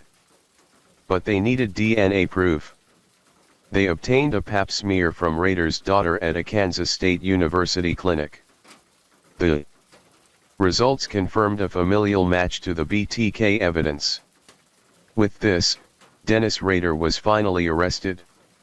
When officers approached him, one asked, "Mr. Rader, do you know why you're going downtown?" Without missing a beat, Dennis Ryder replied, "Oh, I have suspicions why." Law enforcement searched his home, office, and church, seizing computer equipment, black pantyhose, and a cylindrical container. The next morning, Wichita Police Chief Norman Williams stepped before the cameras and declared, "The bottom line, BTK is arrested." After his guilty plea, Rader underwent a psychological evaluation by Dr. Robert Mendoza, a forensic psychologist. Mendoza diagnosed him with narcissistic obsessive-compulsive and antisocial personality disorders. Rader exhibited a grandiose sense of self, an obsession with structure and order, a deep need for admiration, and a total lack of empathy. Rader's delusions of superiority made him believe he was special, above the law, a mastermind who had successfully fooled the world. He craved control, not just over his victims, but also in the courtroom, where he narrated his crimes in gruesome detail without a hint of remorse. His interview with Mendoza, intended for court use, was later broadcasted on NBC's D-Line, igniting controversy. The Kansas Attorney General sued Mendoza and his firm for breaching confidentiality, eventually settling the case for $30,000. The evaluation confirmed what the world already knew. Dennis Ryder was a remorseless predator, incapable of understanding the emotional devastation he caused. On February 28, 2005, Dennis Ryder was charged with 10 counts of first-degree murder. Initially, he entered a not guilty plea, but on June 27, 2005, he changed it to guilty, detailing each murder so proudly, like an achievement that must be appreciated by the world. At his sentencing on August 18, he delivered a rambling 30-minute apology, which he described as an Academy Awards acceptance speech. He was sentenced to 10 consecutive life sentences with a minimum of 175 years. Kansas did not enforce the death penalty at the time.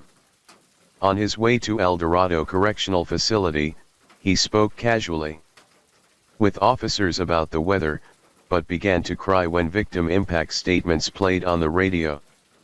Now, locked away in solitary confinement, he spends his days in a small cell with minimal privileges, a fate far kinder than what he inflicted upon his victims.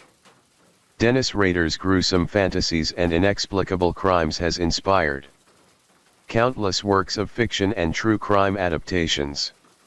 Stephen King admitted that his novella called A Good Marriage, later turned into a film, was based on Rader's double life. Thomas Harris took inspiration from BTK for the character Francis Dollarhide in Red Dragon. The case has been dissected in episodes of Law & Order SVU, Criminal Minds, and Netflix's Catching Killers and Mindhunter.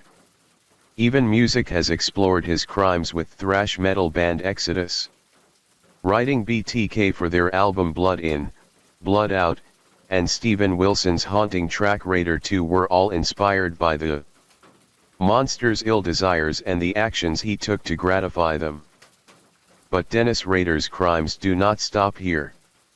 In August 2023, authorities discovered a possibility that no one wanted to believe in. Dennis Rader may have had more victims. Investigators discovered quote-unquote possible trophies from additional unsolved cases while searching his former Park City home. The revelations led them to revisit long cold disappearances, including that of Cynthia Dawn Kenny. He confessed to 10 murders almost 2 decades ago. He was known as BTK, a name he gave himself, short for bind, torture, kill. He is currently serving life sentences at a maximum security facility in Kansas. And now there is new evidence that may connect the infamous BTK serial killer to additional murders. Arjun Kassar spoke to the killer's daughter and got exclusive access to some of his diary entries and drawings. Shortly after Kenny's disappearance, the sheriff's office received an anonymous call. That male caller informed them that she was located in an old barn. No evidence that lead was ever looked into. Her body was never found, but authorities are now looking at this journal entry by Rader. Bad Wash Day. He marked that in 1976, he had murdered someone from a laundromat. For the first time, law enforcement is revealing detailed drawings made by Raiders showing young girls tied and bound in barns. Cynthia, just 16 years old, was last seen on June 23, 1976 at OH Laundromat in Oklahoma. Witnesses recalled a faded beige 1965 Plymouth Belvedere pulling up before she vanished. Decades later, Sheriff Eddie Verdon connected Rader to the crime after finding an eerie entry in his writings. Bad wash day. It was a seemingly innocuous phrase until authorities realized that an ADT alarm system had been installed at a bank across from the laundromat the day Cynthia disappeared. Dennis Rader had been in the area working as an installer. More disturbingly, Dennis had allegedly confessed in his writings to fantasizing about kidnapping a girl from a laundromat. Despite mounting circumstantial evidence, Dennis denied involvement, possibly fearing the death penalty in Oklahoma. As the rain gently falls and the night grows deeper, thank you for joining me here at Mr. Nightcared. True crime stories remind us of life's mysteries and the importance of staying aware, even as we seek comfort in the quiet of the night. Let the rain carry you to a peaceful sleep. And until we meet again, stay safe, stay curious, and let the night watch over you.